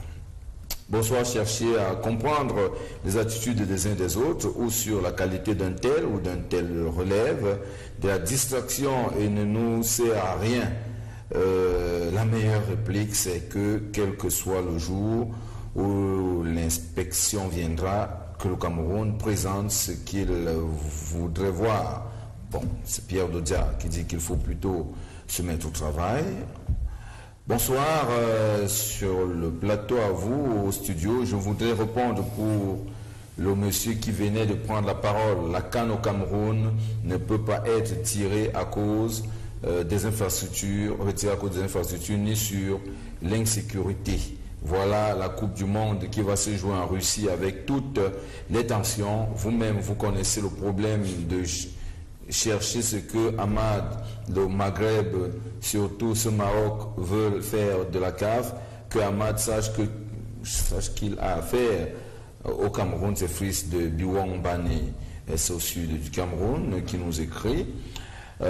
C'est Paul depuis Garoua qui nous dit bonsoir. Bonsoir également Francis et bonsoir au panel. Argent, il y en a que l'État du Cameroun récupère les centaines de milliards que détiennent les prisonniers de luxe et les infrastructures tiendront debout. C'est un dossier compliqué, cher ami. Bonsoir au panel, juste vous féliciter pour ce que vous faites. Nous, je remarque juste que Pinon n'a pas bonne mine. Comme d'habitude, ce soir, ce fond de foulade. Pinon est grippé, il a bien vu. Paul Biya a donné 24 heures à ce cabinet pour quitter le Cameroun s'il enfonçait notre pays et qu'Ahmad parle encore. Des coups de gueule sont nombreux. Bonsoir à vous, juste pour dire que moi j'ai confiance au Cameroun sera prêt Grégoire de Bafia. Message, bonsoir, s'il vous plaît les photos des stades. Bonsoir à vous, analyse très pertinente de M. Ongba, beaucoup de courage. Autre message sur le plateau, bonsoir Ahmad, finira-t-il finira difficilement son mandat et ne sera pas voté la prochaine élection car en matière de foot, il évite de s'en prendre au Cameroun. Il aurait dû aider ce grand pays de foot à organiser sa CAN. C'est Samuel. On va lire 2 derniers messages et on revient sur le plateau. Bonsoir, bonsoir au plateau. Juste pour dire que Ahmad voudrait régler un conflit entre Issa et lui, mais il va échouer. Roger depuis Koutaba. Et le dernier message pour ce premier jet. Bonsoir à vous. En studio, notre pays aime les Africains, aime les affaires de dernière minute. Nous sommes au courant de cette CAN depuis 4 ans. C'est peu. Enfin, on le sait depuis 2 ans. Non, 14. Non, 2014, ça a été 2014, 3 ans tout de même. Alors, Léopold Yamdieu, on a quand même lu la presse ces dernières semaines, Ahmad qui se défendait, bien avant que le PWC se désiste de descendre au Cameroun. Ahmad qui se défendait dans une interview où il disait qu'il n'est pas dans ses habitudes de régler les comptes, pour répondre à ceux qui estimaient qu'il réglait les comptes à Issa Yatou. Et il a par ailleurs dit, et c'est ce qui a été surprenant avant même que le cabinet ne se prononce, c'est que la CAF sera mobilisée derrière le Cameroun pour l'organisation de la CAF. Mais ce qu'il faut préciser, c'est qu'il a fait cette interview après la sortie de l'État camerounais. Que comprend-il? Écoutez, moi je crois qu'avec ce qui est en train de se passer, Ahmad avait envie de nous endormir un tout petit peu. parce que tel que c'est passé avec le cabinet, c'était réglé. Il fallait juste, n'est-ce pas, donner des consignes à ce cabinet pour venir faire une mission précise, acculer le Cameroun pour qu'on retire l'organisation de la CAN. Parce que l'Assemblée, le comité exécutif qui va se passer au Ghana dans les tout prochains jours ne devrait pas attendre plusieurs missions pour pouvoir prendre des décisions. Et c'est ce que ça doit être à tort.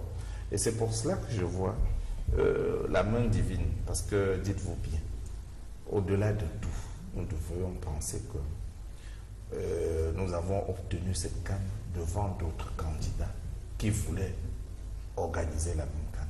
Nous avons obtenu à la régulière. Même si ceux-là arguent que c'est notre compatriote qui était là en ce moment. Mais je pense que c'est pas... Il ne nous a pas donné un coup de pouce parce qu'il était notre compatriote. C'est parce qu'on a mérité qu'on a eu l'organisation de cette CAN. Ahmad arrive, il dit qu'il va faire un seul mandat. Il a une première difficulté parce qu'il y avait 3 CAN d'attribués déjà. Et, je ne sais pas, il rentre dans une espèce de combine avec ses amis marocains, parce qu'il faut le dire. Et ce qu'il trouve mieux à faire, c'est de nous retirer la CAN. Alors qu'on se serait attendu que Ahmad, parce qu'on est passé de 16 à 24, que Ahmad décide qu'on va accompagner le Cameroun, qu'on va accompagner le Cameroun pour que le Cameroun puisse organiser une très bonne CAN. Parce que on a entre-temps changé le cahier de charge. Et que dans cette optique, au lieu de chercher plutôt par tous les moyens, avec une multiplication sans pareil de déclarations tapageuses, pour pouvoir, avec pour seul but de nous enlever notre CAN, Ahmad, s'il voulait montrer vraiment qu'il est un grand homme, devrait plutôt chercher à nous accompagner pour qu'on puisse montrer à la face du monde qu'au pied levé, on nous a dit, on passe de 16 à 24 et que l'État du Cameroun demande à relever le défi d'organiser une CAN à 24. Au lieu de l'accompagner, on cherche plutôt à l'acculer. Ça, c'est pas bien, Francis. Et je pense que quand vous suivez Ahmad, il a des déclarations, et les dernières déclarations, c'était pour nous endormir.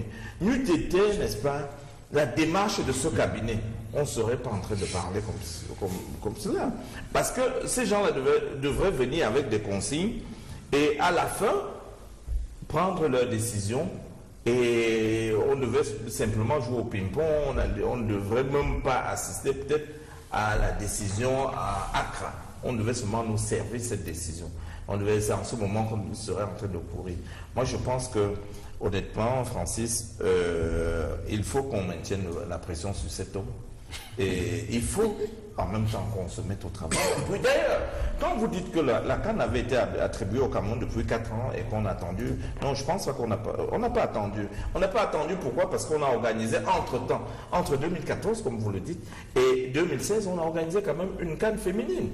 Et c'était un processus. C'est pas que les infrastructures sur lesquelles nous avions évolué pour la CAN 2016, la CAN féminine, ça faisait déjà partie de ce processus. On a commencé le chantier depuis cet instant-là. Donc c'est une continuité qu'on est en train de faire. Ce n'est pas qu'on nous a attribué la CAN, on est resté les bras croisés. Maintenant, il faut simplement qu'on continue pour pouvoir, le moment venu, atteindre le but fixé. Voilà, il faudra atteindre le but fixé, Thierry Ndo, mais il nous a fait quelques révélations quand même en début d'émission, Léopold Yamdieu, cette générosité un peu exagérée du Maroc qui prend sur lui de payer la facture quand il faut organiser des activités qui incombent plutôt à la CAF. Il dessine des invitations, les lettres viennent avec les mentions qui renseignent clairement qu'elles ont été faites au Maroc. Finalement, est-ce que ce n'est pas une intention? Quelqu'un parlait encore de l'agenda caché d'Ahmed Ahmed. Est-ce que le siège de la CAF ne sera-t-il pas finalement délocalisé du Caire pour Rabat ou Casablanca? Francis, le pouvoir a ceci de particulier qui s'accommode avec les lobbies. c'est normal, c'est normal. Même sous Issa Hayatou, on a vu ça avec son lobby qu'il s'est fait, c'est normal. Prenez même allez même dans le domaine politique, vous verrez qu'il y a des lobbies qui se forment bon an, mal an. C'est clair, c'est clair. Le Maroc, depuis 1994, rêve d'organiser une Coupe du Monde. C'est d'ailleurs la raison pour laquelle il s'est porté candidat en 1994, en 1998, en 2006 également. Et vous savez que normalement, si le principe de la rotation est toujours d'actualité à la FIFA, 2026, c'est la Coupe du Monde de l'Afrique. Et ils sont candidats. Vous savez également que le Maroc, selon les informations, ne lorgne pas que la CAN 2019, même le CHAN, pour roder ses stades. Donc, de mon point de vue, c'est normal. C'est normal. Maintenant, c'est malsain au niveau des sorties d'Ahmad Ahmad, mais c'est normal. S'il a, tout le monde sait qui ça a bâti, et son prédécesseur a bâti, il avait sa garde rapprochée qui était un peu constituée des gens comme Constant Marie et des gens comme Moucharaf. Donc, de mon point de vue, c'est normal. Maintenant, moi j'insiste, Francis, à tout regarder ce qu'Ahmad et consorts ont fait, ça nous perd un peu. On s'est bien déployé. On a donné une belle résistance. Maintenant, parce que en même temps, Francis, ce qui s'est passé, je dois quand même le dire, même si ça ne plaît pas, Ahmad le fait également parce que, quoi que Jacques Bell l'a dit tout à l'heure, Ahmad, dans sa tête, ne voyait pas tout ce qu'il fait là. Il sait qu'au Cameroun, il n'a pas d'interlocuteur. Sinon, comment peut-on m'expliquer que le 20 juillet dernier, à Rabat, en pleine salle, on parle quand même du Cameroun. Comment il n'a pas d'interlocuteur? Non, mais la Fédération camerounaise de football, Léopold Yamdje, c'est une personne morale. L'Africafoot existe toujours.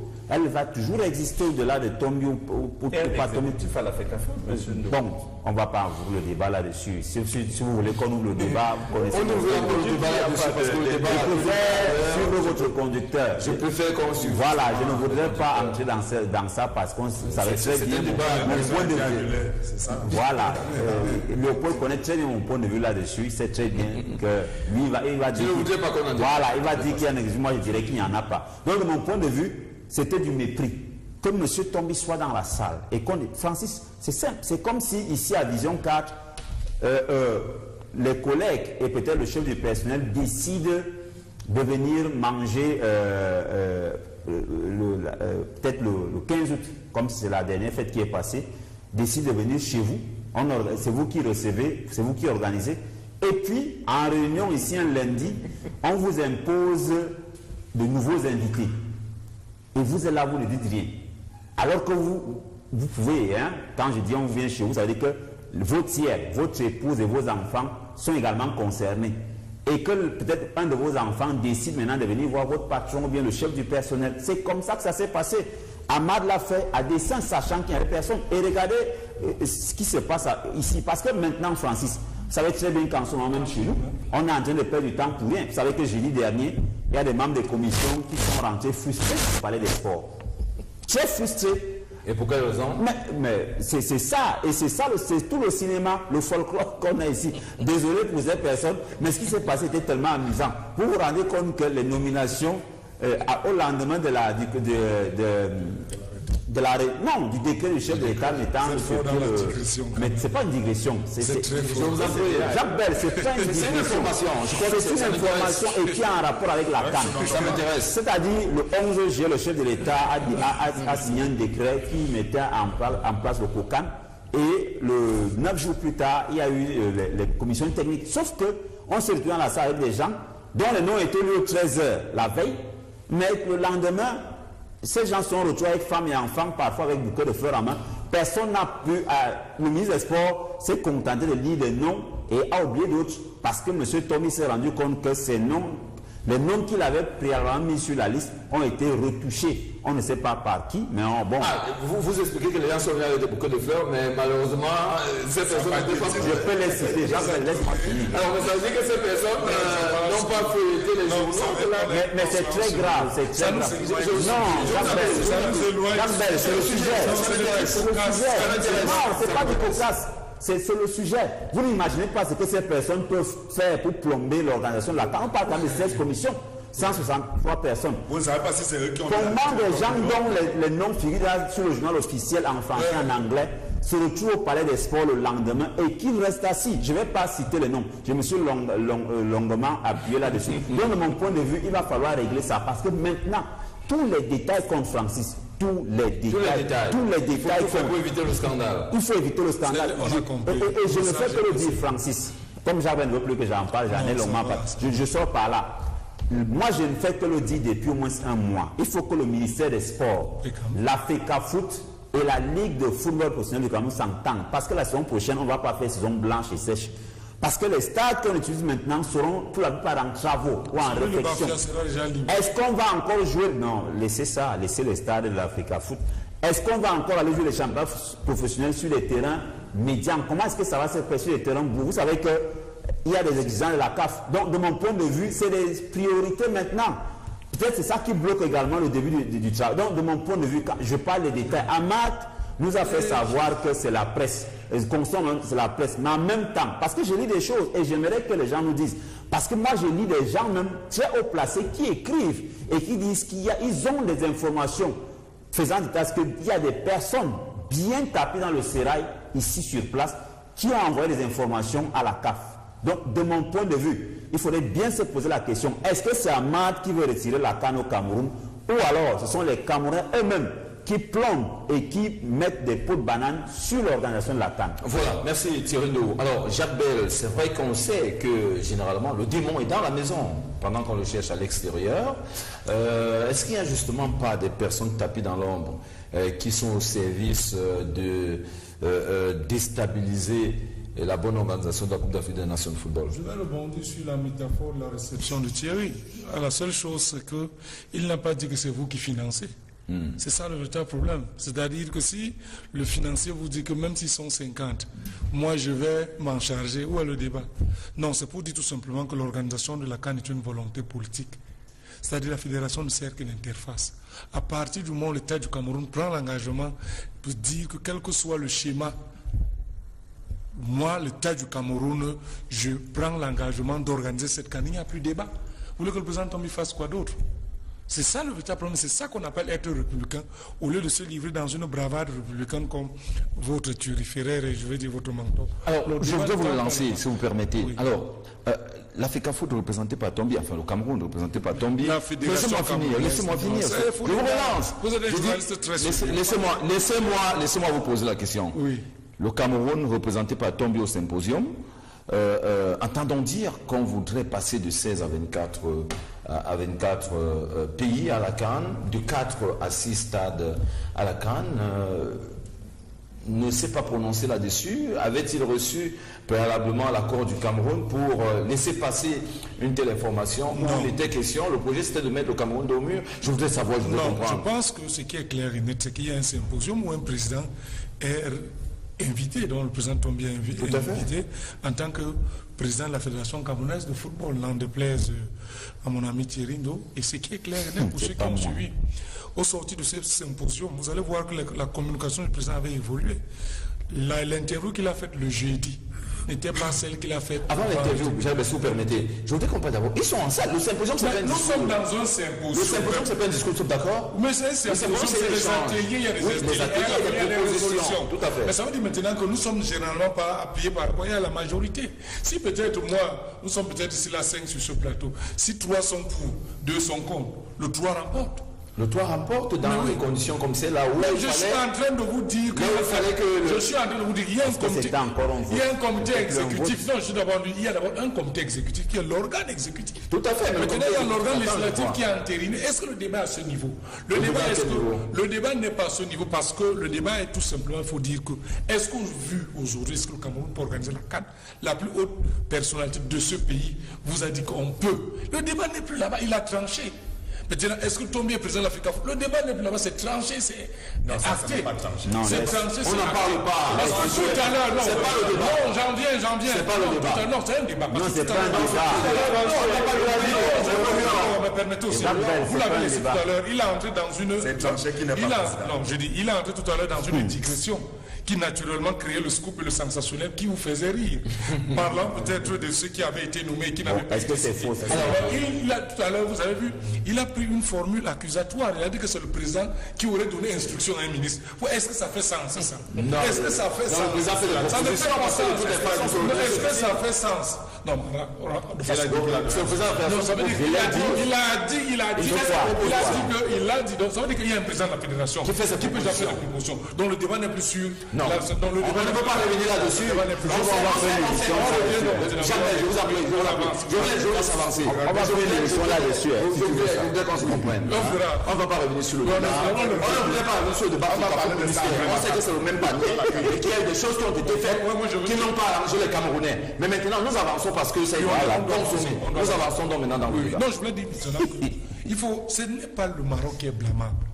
Si quelqu'un est blâmable, peut-être c'est la CAF via son exécutif fédéral. Le Maroc, en tant qu'État, a compris que le sport et le football, singulièrement, c'est de la géopolitique. Ce que le Maroc fait, c'est de la géopolitique.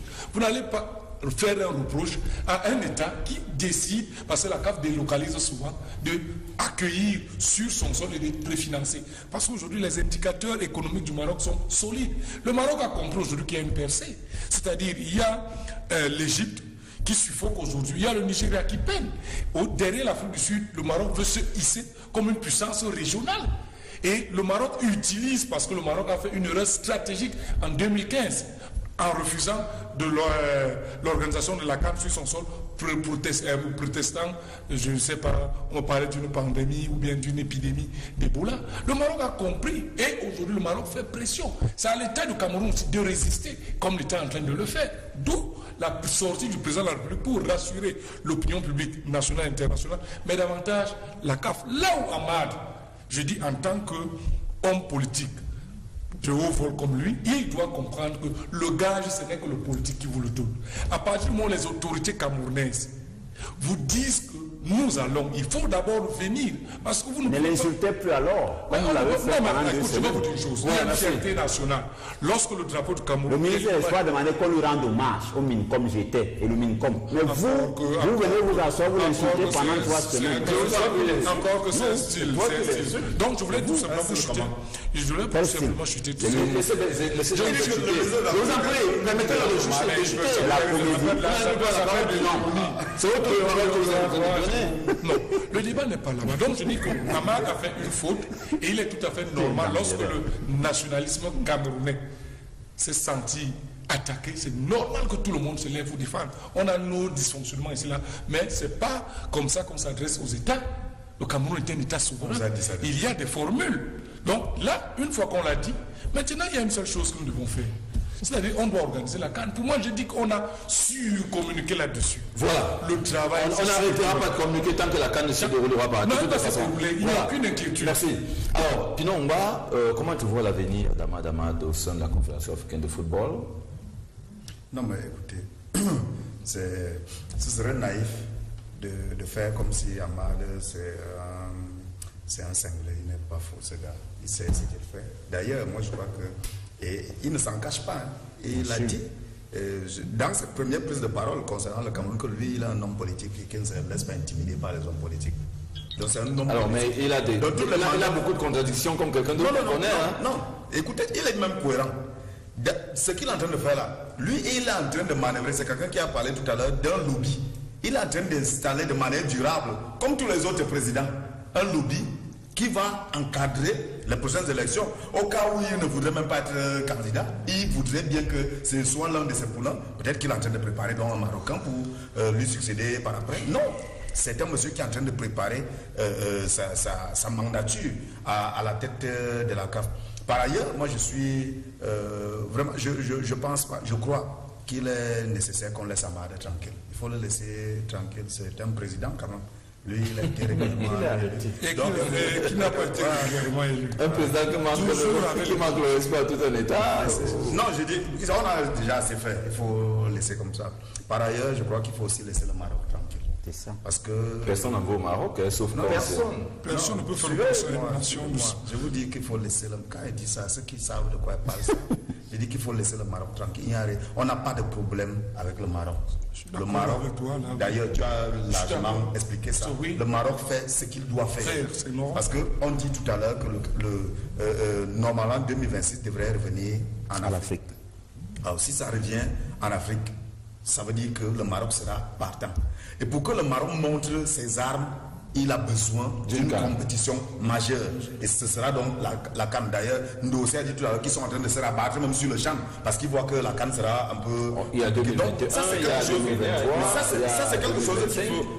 En fait, il faut comprendre les logiques marocaines. Il ne faut pas leur en vouloir. C'est normal. Il y a personne. Et maintenant, il y a une autre chose, c'est que Issa Hayatou a bien délocalisé le siège de la CAF, non, ici à Yaoundé. Pourquoi est-ce que vous croyez qu'Amad lui ne peut pas amener son siège? Non, il y a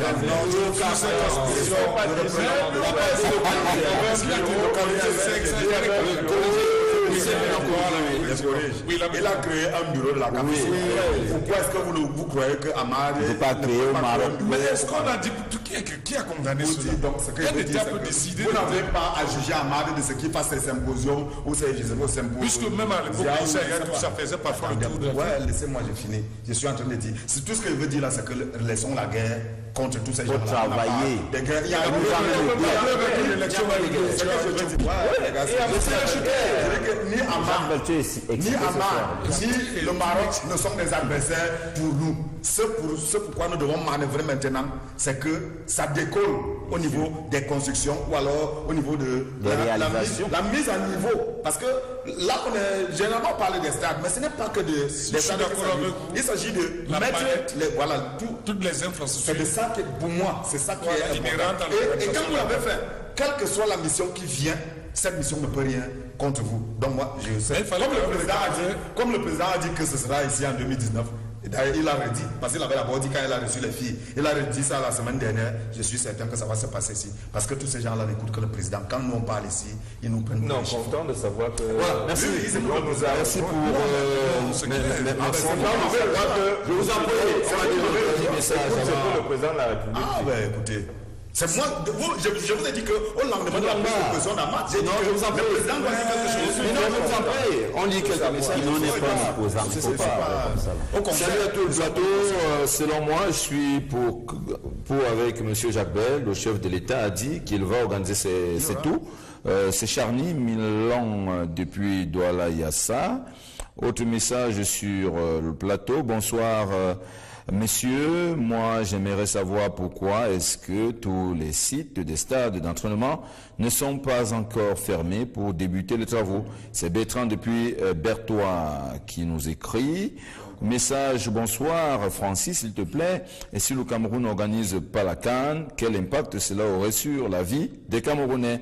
Et si le Cameroun organise la CAN, cela pourrait-il résoudre les problèmes que les Camerounais ont au quotidien parfait de la cité U? Oui, bien sûr, il y a un impact. Il y a beaucoup d'études qu'il faut faire. Mais on n'a pas... Non. Pinon, on n'a pas besoin de faire des études. On doit simplement voir comment est-ce que les autres pays qui ont organisé se sont tirés d'affaires. Et il se fait que généralement, il y a toujours du bénéfice. Il y a toujours un gain. Il y a l'impact, mais il faut donc étudier l'impact. Non, bon. Ça, c'est la question précise. La question précise. Donc, il faut maintenant étudier. Si ça ne vient pas, quel est l'impact? Si ça vient, quel est l'impact? Bonsoir, Francis. Pour une fois, Pinon, le président Tombina fait que jouer son rôle à Alain Ngousso. En disant qu'il y a l'insécurité au Cameroun. Bonsoir, félicitations à M. Omba pour tes arguments cohérents et logiques. Antoine depuis Berthois. Autre message et l'avant-dernier, bonsoir le panel, c'est sûr que le Cameroun sera prêt. Ouais. Laissons Amad et travaillons seulement. Mais dites-moi, l'état de santé de Yongo Bitolo, maman Adèle depuis Mbalmayo. Je crois qu'il lui reste 3 mois. Bonsoir le panel, vous n'êtes pas honnête quand vous dites que le Cameroun a gagné honnêtement l'organisation de la CAN. Nous n'avons jamais géré une compétition inférieure, mais on réussit à obtenir les CAN seniors, féminines et masculines en même temps, Achille de Douala. Non, la seule CAN qui pose ces conditions, c'est la CAN majeure, la CAN des hommes, qui demande à l'État qui organise d'avoir organisé une CAN inférieure. Et nous avons organisé la CAN féminine. Donc à ce niveau, il n'y a pas match. Merci, cher monsieur, d'avoir été là ce soir. Je crois que nous avons assez dit sur Ahmad et qu'aujourd'hui, on pourra faire le point. Et les panélistes sur Planète Sport demandent donc à l'État du Cameroun de prendre ses responsabilités, donner l'argent qu'il faut afin que les stades sortent de terre. Merci Léopold Yamdieu, merci à Thierry Ndo, merci Pinomba, merci Jacques Bell. Rediffusion demain 13h et samedi 6h30. Nous on se retrouve mardi prochain pour nos thématiques sur la télévision africaine. D'ici à là, bonne continuation.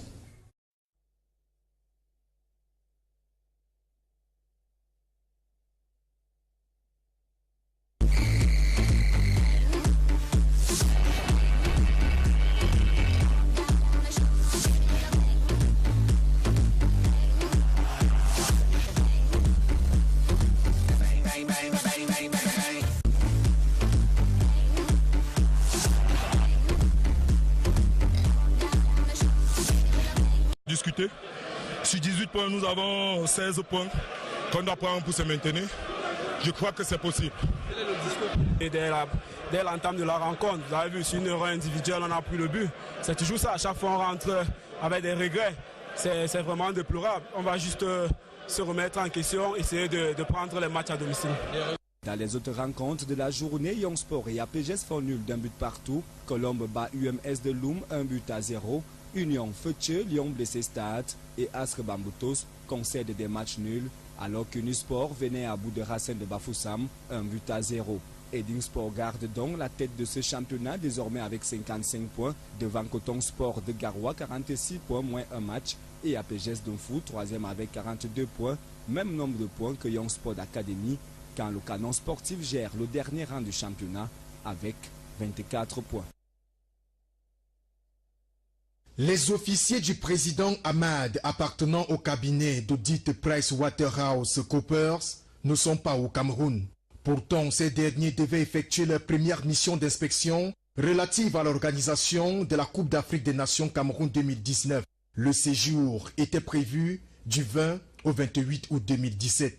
Les experts de PricewaterhouseCoopers évoquent une panne sur le plan sécuritaire au Cameroun. Certainement que les propos sévères du président de la Confédération africaine de football sur le Cameroun ont plongé les officiers CAF dans une peur bleue.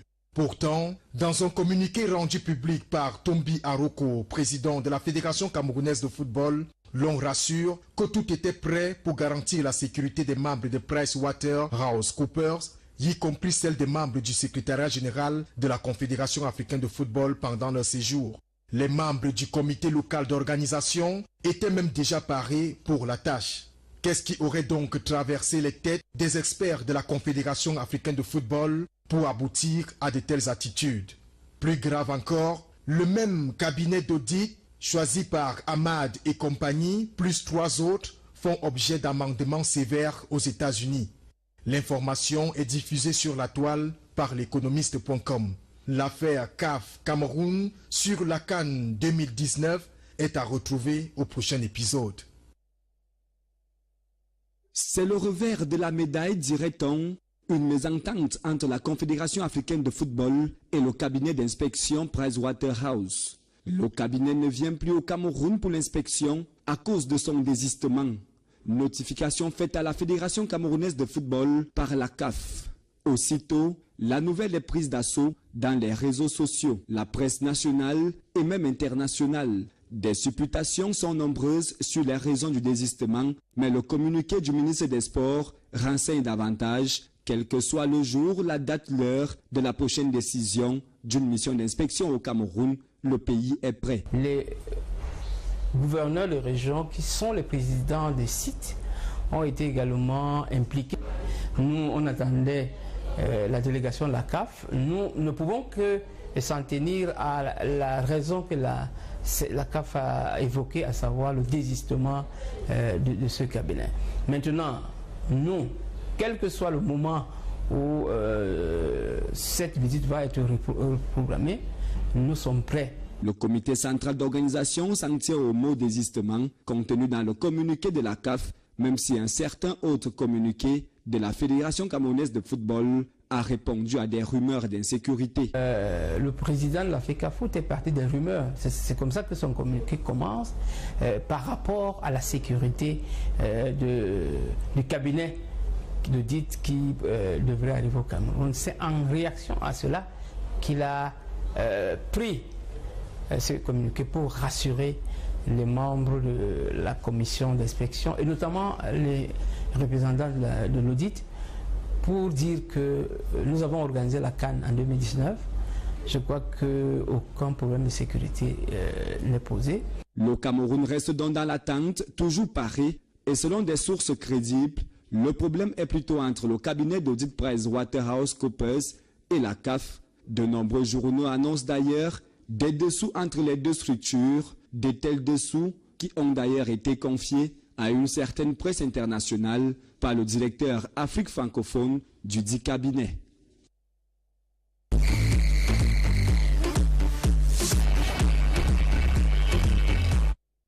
Voilà, retour donc sur ce plateau de Planète Sport pour justement entamer notre débat consacré ce soir, on l'a dit, à ce qui se passe au sein de la Confédération africaine de football et de ses initiatives. On le sait, une mission de la CAF était censée séjourner à Yaoundé depuis le 20 du mois courant, mais cette mission n'est plus arrivée. Des raisons multiples ont été évoquées. Des raisons sont officielles et parfois aussi officieuses, on le sait. Le président de la FECAFOOT a fait une sortie. Tombiaoko a clairement dit à l'opinion qu'il a été saisi par la CAF, qui évoquait les questions de sécurité du cabinet censé venir faire l'audit. Et pendant le même temps, le cabinet, par l'entremise de son président du conseil d'administration pour le compte de l'Afrique francophone subsaharienne, eh bien, a fait une sortie sur une chaîne étrangère pour dire clairement que le cabinet n'a pas finalement été d'accord avec la CAF sur son agenda au Cameroun, la CAF qui entendait lui imposer justement un rapport et que le cabinet, compte tenu de son professionnalisme, ne pouvait pas tomber dans ce piège, et le cabinet a finalement accepté de refuser l'offre de la CAF. Aujourd'hui, nous voulons donc comprendre si finalement, après la sortie d'Ahmad Ahmad, on devrait continuer à faire confiance à ce personnage. Déjà, Léopold Dieu, comment vous avez reçu cette information, c'est-à-dire leur match, quand je parle de gérer, on se comprend au quartier, ils gèrent également les matchs de leurs adversaires potentiels. Donc pour les 6 dernières journées, vigilance, vigilance, vigilance. Vigilance donc dans le championnat professionnel organisé par la Ligue de football professionnel du Cameroun. Merci Thierry d'être là avec nous ce soir. Et puis nous, on va notre consultant Maison est là. Pinon, bonsoir. Bonsoir Francis, bonsoir à tout le panel, bonsoir à l'équipe technique. Et surtout, bonsoir aux millions de téléspectateurs de notre émission, Planète Sport. Alors, Pinomba, on attend toujours les élections à la tête des fédérations sportives civiles nationales. Nous allons bientôt vers la fin de la saison sportive. Et jusque-là, les exécutifs qui ont été élus en 2012 continuent de gérer les fédérations. On a traversé l'Olympiade, on nous avait promis que l'élection était imminente, qu'il fallait juste régler quelques problèmes dans les fédérations sportives nationales sur le plan textuel. Jusqu'ici, on a envie de se poser la question de savoir comment est-ce que ça va se passer. On aura finalement des exécutifs qui vont gérer 8 années dans les fédérations sportives nationales où finalement l'élection est annoncée pour quelques jours. Bon, ben, je crois que comme vous en parlez maintenant, ils vont peut-être se secouer. Vous savez que nous sommes dans une affaire où les gens gèrent les urgences. Là maintenant, il y a eu trop d'urgences, la CAF, les Ahmad, les Tombi, tout ça. Du coup, on a oublié qu'il y avait une commission qui a été mise sur pied pour... Mais les fédérations sont indépendantes, autonomes. Est-ce qu'elles ont quelque chose à voir avec la CAN fédération camerounaise, une fédération comme celle de volleyball ou alors de handball? Qu'est-ce qu'elle a à voir avec la Coupe d'Afrique nationale? Quand le football, tout le monde est au garde à vous. On attend ce qui va se passer d'abord au foot. Bon, vous savez que c'est pas... moi, je ne suis pas d'accord avec ça. Parce que j'estime qu'il y a de nombreux cadres au ministère des Sports qui sont payés pour suivre les activités des différentes fédérations. Vous savez aussi que mon point de vue a toujours été qu'il faille traiter toutes les fédérations en leur donnant les mêmes chances de déploiement, du moins pour ce qui concerne l'État. Quand on sait que, puisque c'est la fédération camerounaise de football que tout le monde veut souvent parler, elle a les moyens elle-même de se développer davantage. Donc, qu'au niveau de l'État, il y a un traitement impartial masqué ou alors égalitaire entre les différentes fédérations. Ça a toujours été mon point de vue. Mais on constate que chaque fois qu'il y a des problèmes qui concernent le football, tout s'arrête et on attend ce qui va se passer. Donc c'est un peu gênant. Vous savez qu'on a installé une commission récemment qui était chargée de revoir les textes des différentes fédérations pour les arrimer à la réglementation en vigueur. D'ailleurs, réglementation qui elle-même est très contestée du côté du ministère, je n'ai pas peur de le dire, puisqu'il le disait d'ailleurs à haute voix. Donc toutes ces choses-là font qu'on attend de voir. Mais comme vous l'avez dit, l'Olympiade est bel et bien entamée. Nous tendons vers le milieu de l'Olympiade et on ne sait pas exactement comment ça va se gérer. Je crois qu'à la fin, ça va quand même poser des problèmes au niveau des fédérations. Parce que là, vous dites que les saisons sont en train de s'achever. Qu'est-ce qu'on va faire? Est-ce qu'on va attendre que la saison s'achève? Or, la saison s'achève souvent avec la Coupe du Cameroun de football, qui elle-même va se jouer vers octobre, novembre ou peut-être décembre, je ne sais pas trop quoi. Et puis, entre-temps, comment est-ce que les fédérations se comportent alors que les gens étaient partis pour les joutes électorales? Tout le monde sait le tiraillement qu'il y a dans les fédérations à enjeux, parce qu'il y a quelques fédérations qui n'ont pas de grands enjeux électoraux notamment. Donc, j'espère que du côté du ministère, ceux qui sont chargés de cela vont se mettre au travail pour que ça bouge un peu. Espérons donc que les choses bougeront dans les fédérations sportives civiles nationales d'ici peu, ou que le mouvement sportif national s'arrime à l'Olympiade sur le plan international, parce que là-bas également, les fédérations auront beaucoup de problèmes, on le sait. Chaque fois que vous déposez avec un retard visible un certain nombre de rapports, vous êtes frappé de payer un certain nombre de pénalités. Le Cameroun est champion du monde, ça il faut le dire, champion du monde en paiement des pénalités. Chaque fois, le budget de l'État se déverse dans le paiement des pénalités. Ce n'est pas toujours très bon pour la santé de notre économie. Nous allons à la régie tout de suite pour prendre quelques éléments d'actualité. Nous revenons en un instant pour ouvrir le débat consacré justement à la compréhension de ce qui est convenu d'appeler la cabale contre le Cameroun. Doit-on encore faire confiance à Ahmad après ce qui s'est dit dans les chaumières après la sortie du président du conseil d'administration Afrique subsaharienne de PWC, qui déclare clairement que la CAF a voulu leur imposer un agenda au Cameroun, mais que eux, cabinets professionnels, ne peuvent justement pas suivre les instructions d'un client, tout simplement parce qu'ils ont gagné un marché. On prend dans cet élément, on revient dans un instant.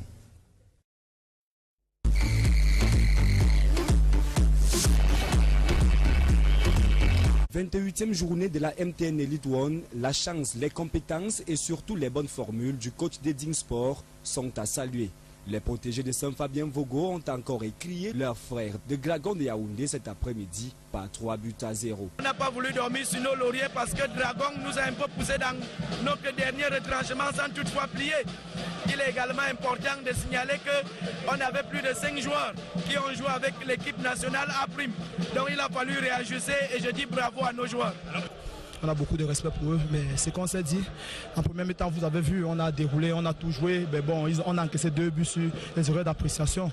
Le score ne reflétait pas la physionomie du match. On va pas rester sur cette défaite. On va continuer de travailler pour les joueurs à venir. Il y a encore du travail à faire. Déjà, on s'est dit en début de saison que notre objectif était le maintien. Donc, je pense qu'il y a encore de la place pour le maintien. On a 6 matchs, 4 à domicile. On va se battre pour arracher les prochains points. Et toujours à Yaoundé, Canon n'a pas pu faire mieux que de concéder un match nul d'un but partout face à Aigle. C'est vraiment difficile. C'est très difficile. Vous voyez, jusqu'à là, on a toujours été mené. On dit que nous avons tout cherché à travailler, le tout n'est pas joué. Il y a encore 18 points. Un clin d'œil ce soir, et pourquoi ne pas accueillir notre ami Léopold Yondieu qui est avec nous ce soir. Léopold, bonsoir. Bonsoir Francis, bonsoir au panel, bonsoir à vos millions de téléspectateurs, bonsoir à tous ceux qui dirigent le football au jour d'aujourd'hui, qui sont à Tinga, qui prennent des initiatives courageuses. Alors, Léopold, dans quelques jours, on entamera justement cette phase qualificative pour Russie 2018. On sait que le Nigeria est sur notre route. On devrait l'affronter. Hugo Broos est attendu sur ses choix technico-tactiques, mais davantage sur les choix des joueurs qui animeront cette campagne qualificative. Elle vous inspire un commentaire, cette campagne qualificative? Ben, écoutez, Hugo Broos, c'est celui-là qui nous rappelle à chaque fois respecter mes choix. une fois de plus, je pense qu'il est en train de faire un travail. Nous ne pouvons pas l'apprécier tout de suite. Mais ce qui est sûr, c'est que, comme à son habitude, il va faire ses choix, qui sont ses choix. Et bien évidemment, si nous voulons, n'est-ce pas, accompagner cette équipe, nous devrions, n'est-ce pas, respecter ses choix et faire en sorte que nous l'accompagnons de manière positive, de manière à ne pas lui crier dessus, de manière à pouvoir apporter, n'est-ce pas, des critiques constructives pour que dans quelques jours, là, qu'on puisse, n'est-ce pas, damer le pion au Nigeria, Voilà, merci d'être là, Léopold, avec nous ce soir. Thierry Ndo, journaliste également à Sky One Radio, est avec nous ce soir. Thierry, bonsoir. Bonsoir Francis, bonsoir à tous les membres du panel ainsi qu'à vos nombreux téléspectateurs. Alors, le championnat national de football Ligue 1 est poursuit son petit bonhomme de chemin, on le sait. Biaboué, l'entraîneur du Coton Sport des Grands, a été victime d'un accident de la circulation. Tout récemment, tout va pour le mieux pour lui. Oui. C'était, je crois, dimanche, après la causerie et le dîner avec les joueurs. Vous savez que New Star est arrivé très tard à Garoua, dont la Ligue avait anticipé en programme le match plutôt lundi, ce qui a été fait hier. Coton s'est d'ailleurs imposé 3-1, donc plus de peur que de mal pour lui. C'est vrai que l'on a vu les clichés, c'était pas très évident. La voiture a percuté un arbre. Plus de peur que de mal pour lui. On va dire que c'est également le deuxième entraîneur, puisque la veille, Jules Frédéric Nyonga, lui également, a été percuté par une moto après le match face à As de Douala. Jules Nyonga, c'est un simple hasard, vous pensez, ou alors c'était on va le mettre sous le cas du hasard, même si aujourd'hui on a appris que Justin Tagou a finalement fini par avoir sa tête, puisqu'il a débarqué de Bamouteuse. Il n'y a pas trop de coïncidence là finalement? C'est un peu ça qui est surprenant. Est-ce que c'est Jules Nyonga qui a demandé à partir? Est-ce que c'est Justin Tagou qui? Mais on sait que ça fait 2 semaines que ça couvre. Ça couvait depuis 2 semaines. Donc on n'est pas très surpris par ce qui se passe. Mais pour revenir au volet purement technique, on va dire que c'est bien parti pour Reading, qui en début de la phase retour, au début de la phase retour, était quelque peu essoufflé. Et depuis 3 journées, ils ont gagné tous leurs 3 matchs et ils ont 6 points d'avance sur Coton. Donc c'est une équipe qui est en train de filer tout droit vers un premier sac, alors qu'elle a à peine 6 ans, 6 années d'existence, quelque chose comme ça. Donc de mon point de vue, c'est une bonne chose. Et je dois quand même rappeler que c'est l'équipe qui a le plus gros contingent de joueurs. Ils ont 40 joueurs qu'ils exploitent au niveau professionnel. Mais on va également remarquer quand même qu'il y a une équipe comme Colombe du Djel Lobo qui fait le show. 4 victoires de rang. C'est à se demander qu'est-ce qu'ils ont mangé. Mais maintenant, on va le dire, le canon sportif de Yaoundé, c'est vraiment, on va le dire une fois encore, c'est la grosse déception. Comme à l'accoutumée, ça va faire la 5e saison de l'affilée que le Pakoum tutoie les abysses de la 2e division. Et j'ai le sentiment que cette fois-ci, tout est fait, tout est parti pour que le canon descende, parce que ce sera très compliqué au regard de la situation. Parce que ceux qui sont devant font tout pour gagner et le canon à son tour fait tout pour ne pas gagner. Vous avez une équipe qui en 28 journées n'a que 4 victoires sur 28 matchs, un 7e de victoire, c'est assez peu et c'est assez intriguant pour 11 matchs nuls et on va le dire 13 défaites. Ça commence à inquiéter et je pense qu'il faut déjà commencer à réfléchir autrement. Et de mon point de vue, je crois que la région du centre, en dehors du canon, se porte très bien. Quand on voit Eding, on voit APGS qui est 3e. Bon, le Dragon a quelque peu diminué, mais de mon point de vue, c'est une fin de saison haletante. Même si je sors par là, Francis, les soupçons de corruption ont recommencé. J'ai suivi les extraits sur un forum WhatsApp cet après-midi, l'interview du président de Futur en direct de LT Madouala. Il parlait déjà des soupçons de corruption. On a approché, il n'a même pas parlé au contenu, on a approché son entraîneur, on a approché certains de ses joueurs, notamment pour le match contre Colombe. Et on n'est pas très loin également, on a reproché des choses à l'arbitre du match Renaissance d'Ongumo contre AS Fortuna samedi dernier. Idem pour le match qui mettait en scène Cosmos Dumbam à la formation, Cosmos Renaissance et Fortuna AS et Tom qui donc il va falloir que la Ligue, pour ces 8 dernières journées, ait un regard, pour ces 6 dernières journées, soit plus vigilante. Parce qu'on sait très bien comment ça se passe. Vous savez que la saison dernière, il y a 5 clubs qui avaient reçu un blâme en fin de saison. 5 clubs qui avaient reçu un blâme officiellement de la LFPC. Fetcheux et Digne. On va également citer New Star, UMS et Stade Rennais de Melon qui avaient été reconnus coupables d'avoir de près ou de loin quand même essayé d'intimider les arbitres. Donc ça recommence avec le président de Fetcheux qui s'est exprimé pendant une dizaine de minutes. Les banques sont là, il parle de corruption, il accuse certains de ses entraîneurs. Il a d'ailleurs fait partie le capitaine de Fetcheux. Bon, ça commence à inquiéter pour cette fin de saison que la Ligue essaie d'être plus vigilante parce qu'on sait très bien que les présidents de club ne se contentent plus de gérer.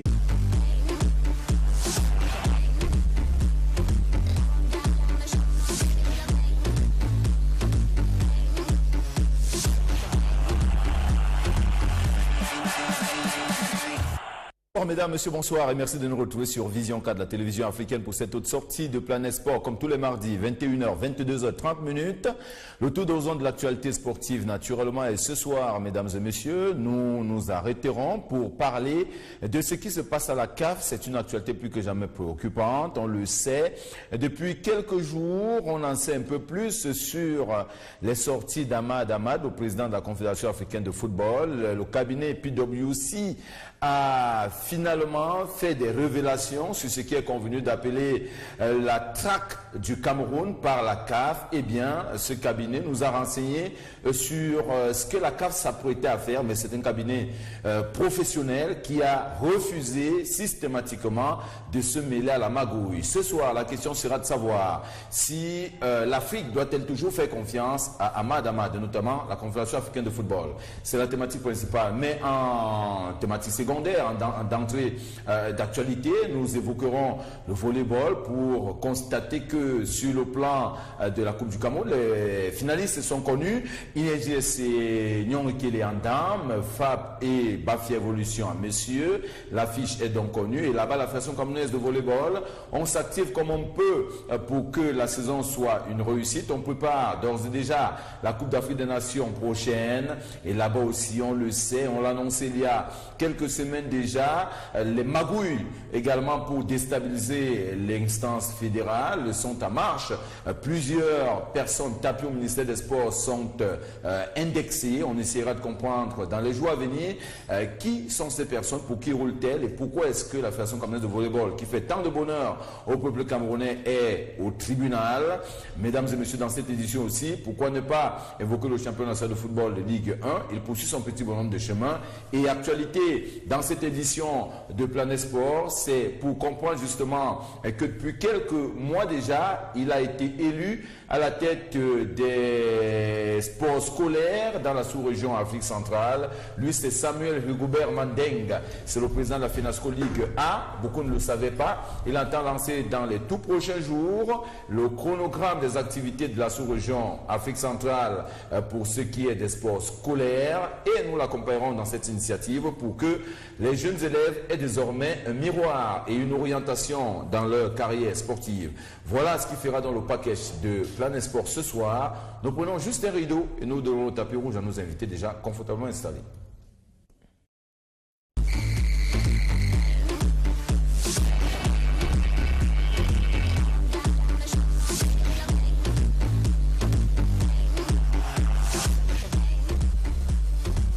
Retour dans sur le plateau et pourquoi ne pas accueillir tout de suite et maintenant Jacques, ou plutôt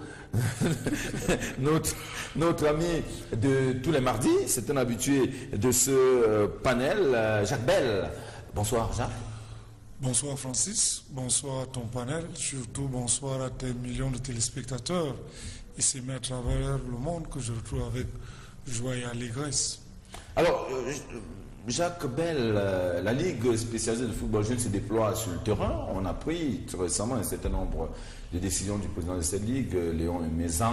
C'est vrai que une faction du football camerounais estime que c'est un président intérimaire parce qu'en réalité, un certain nombre de procédures sont encore en instance dans les tribunaux. Mais on sait quand même que Léon Aimezan a été élu tout récemment, même si la Chambre de conciliation a annulé cette élection. Mais on sait qu'au Cameroun, naturellement, ça fonctionne, même quand on a annulé. La vie continue. Et donc, Léon Aimezan a entamé un certain nombre d'activités. Vous nous en parlez ce soir? D'abord, il faut dire chose, je suis très content ce soir, donc je ne vais pas polémiquer. Non, il n'y a pas de polémique. Ce qui est sûr et certain, c'est qu'il y a un temps pour les élections, un temps pour l'action.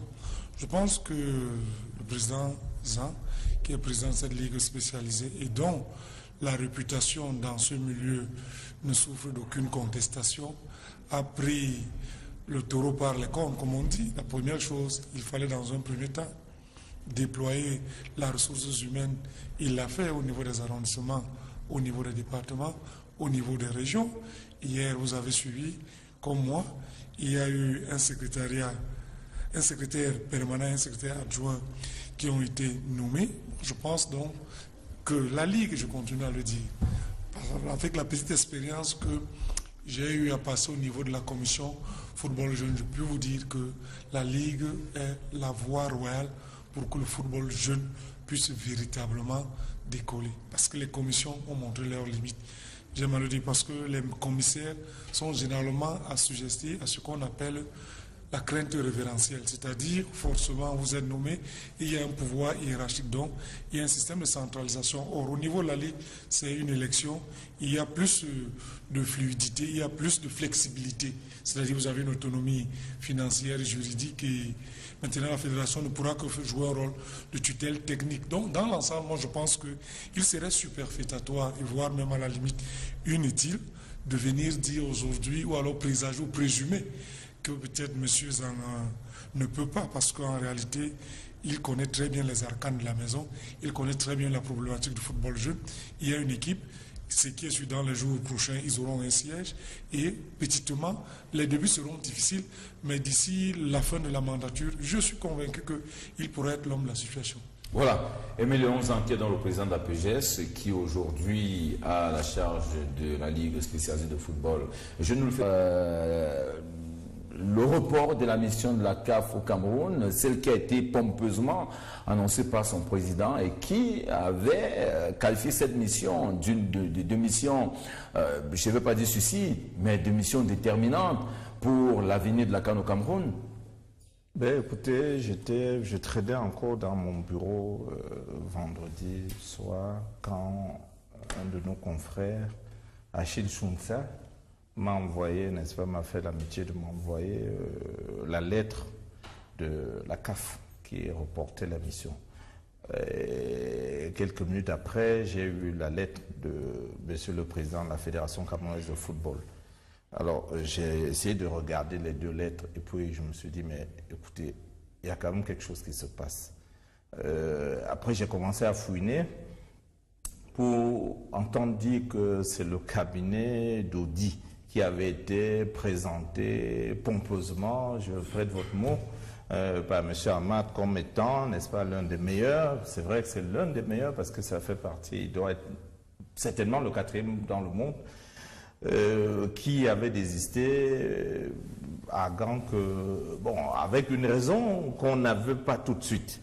Et puis, oui, qu'il n'avait pas tout de suite évoqué. Mais en cherchant, tout le week-end, on a compris, on a commencé à comprendre. Mais il faut quand même dire, Francis, cela remonte un peu à juin, 12 juin à peu près, quand la CAF adresse, n'est-ce pas, les invitations, n'est-ce pas, aux différentes délégations pour le symposium au Maroc. La première curiosité dans ces invitations, les lettres partaient de Rabat. Les lettres partaient de Rabat.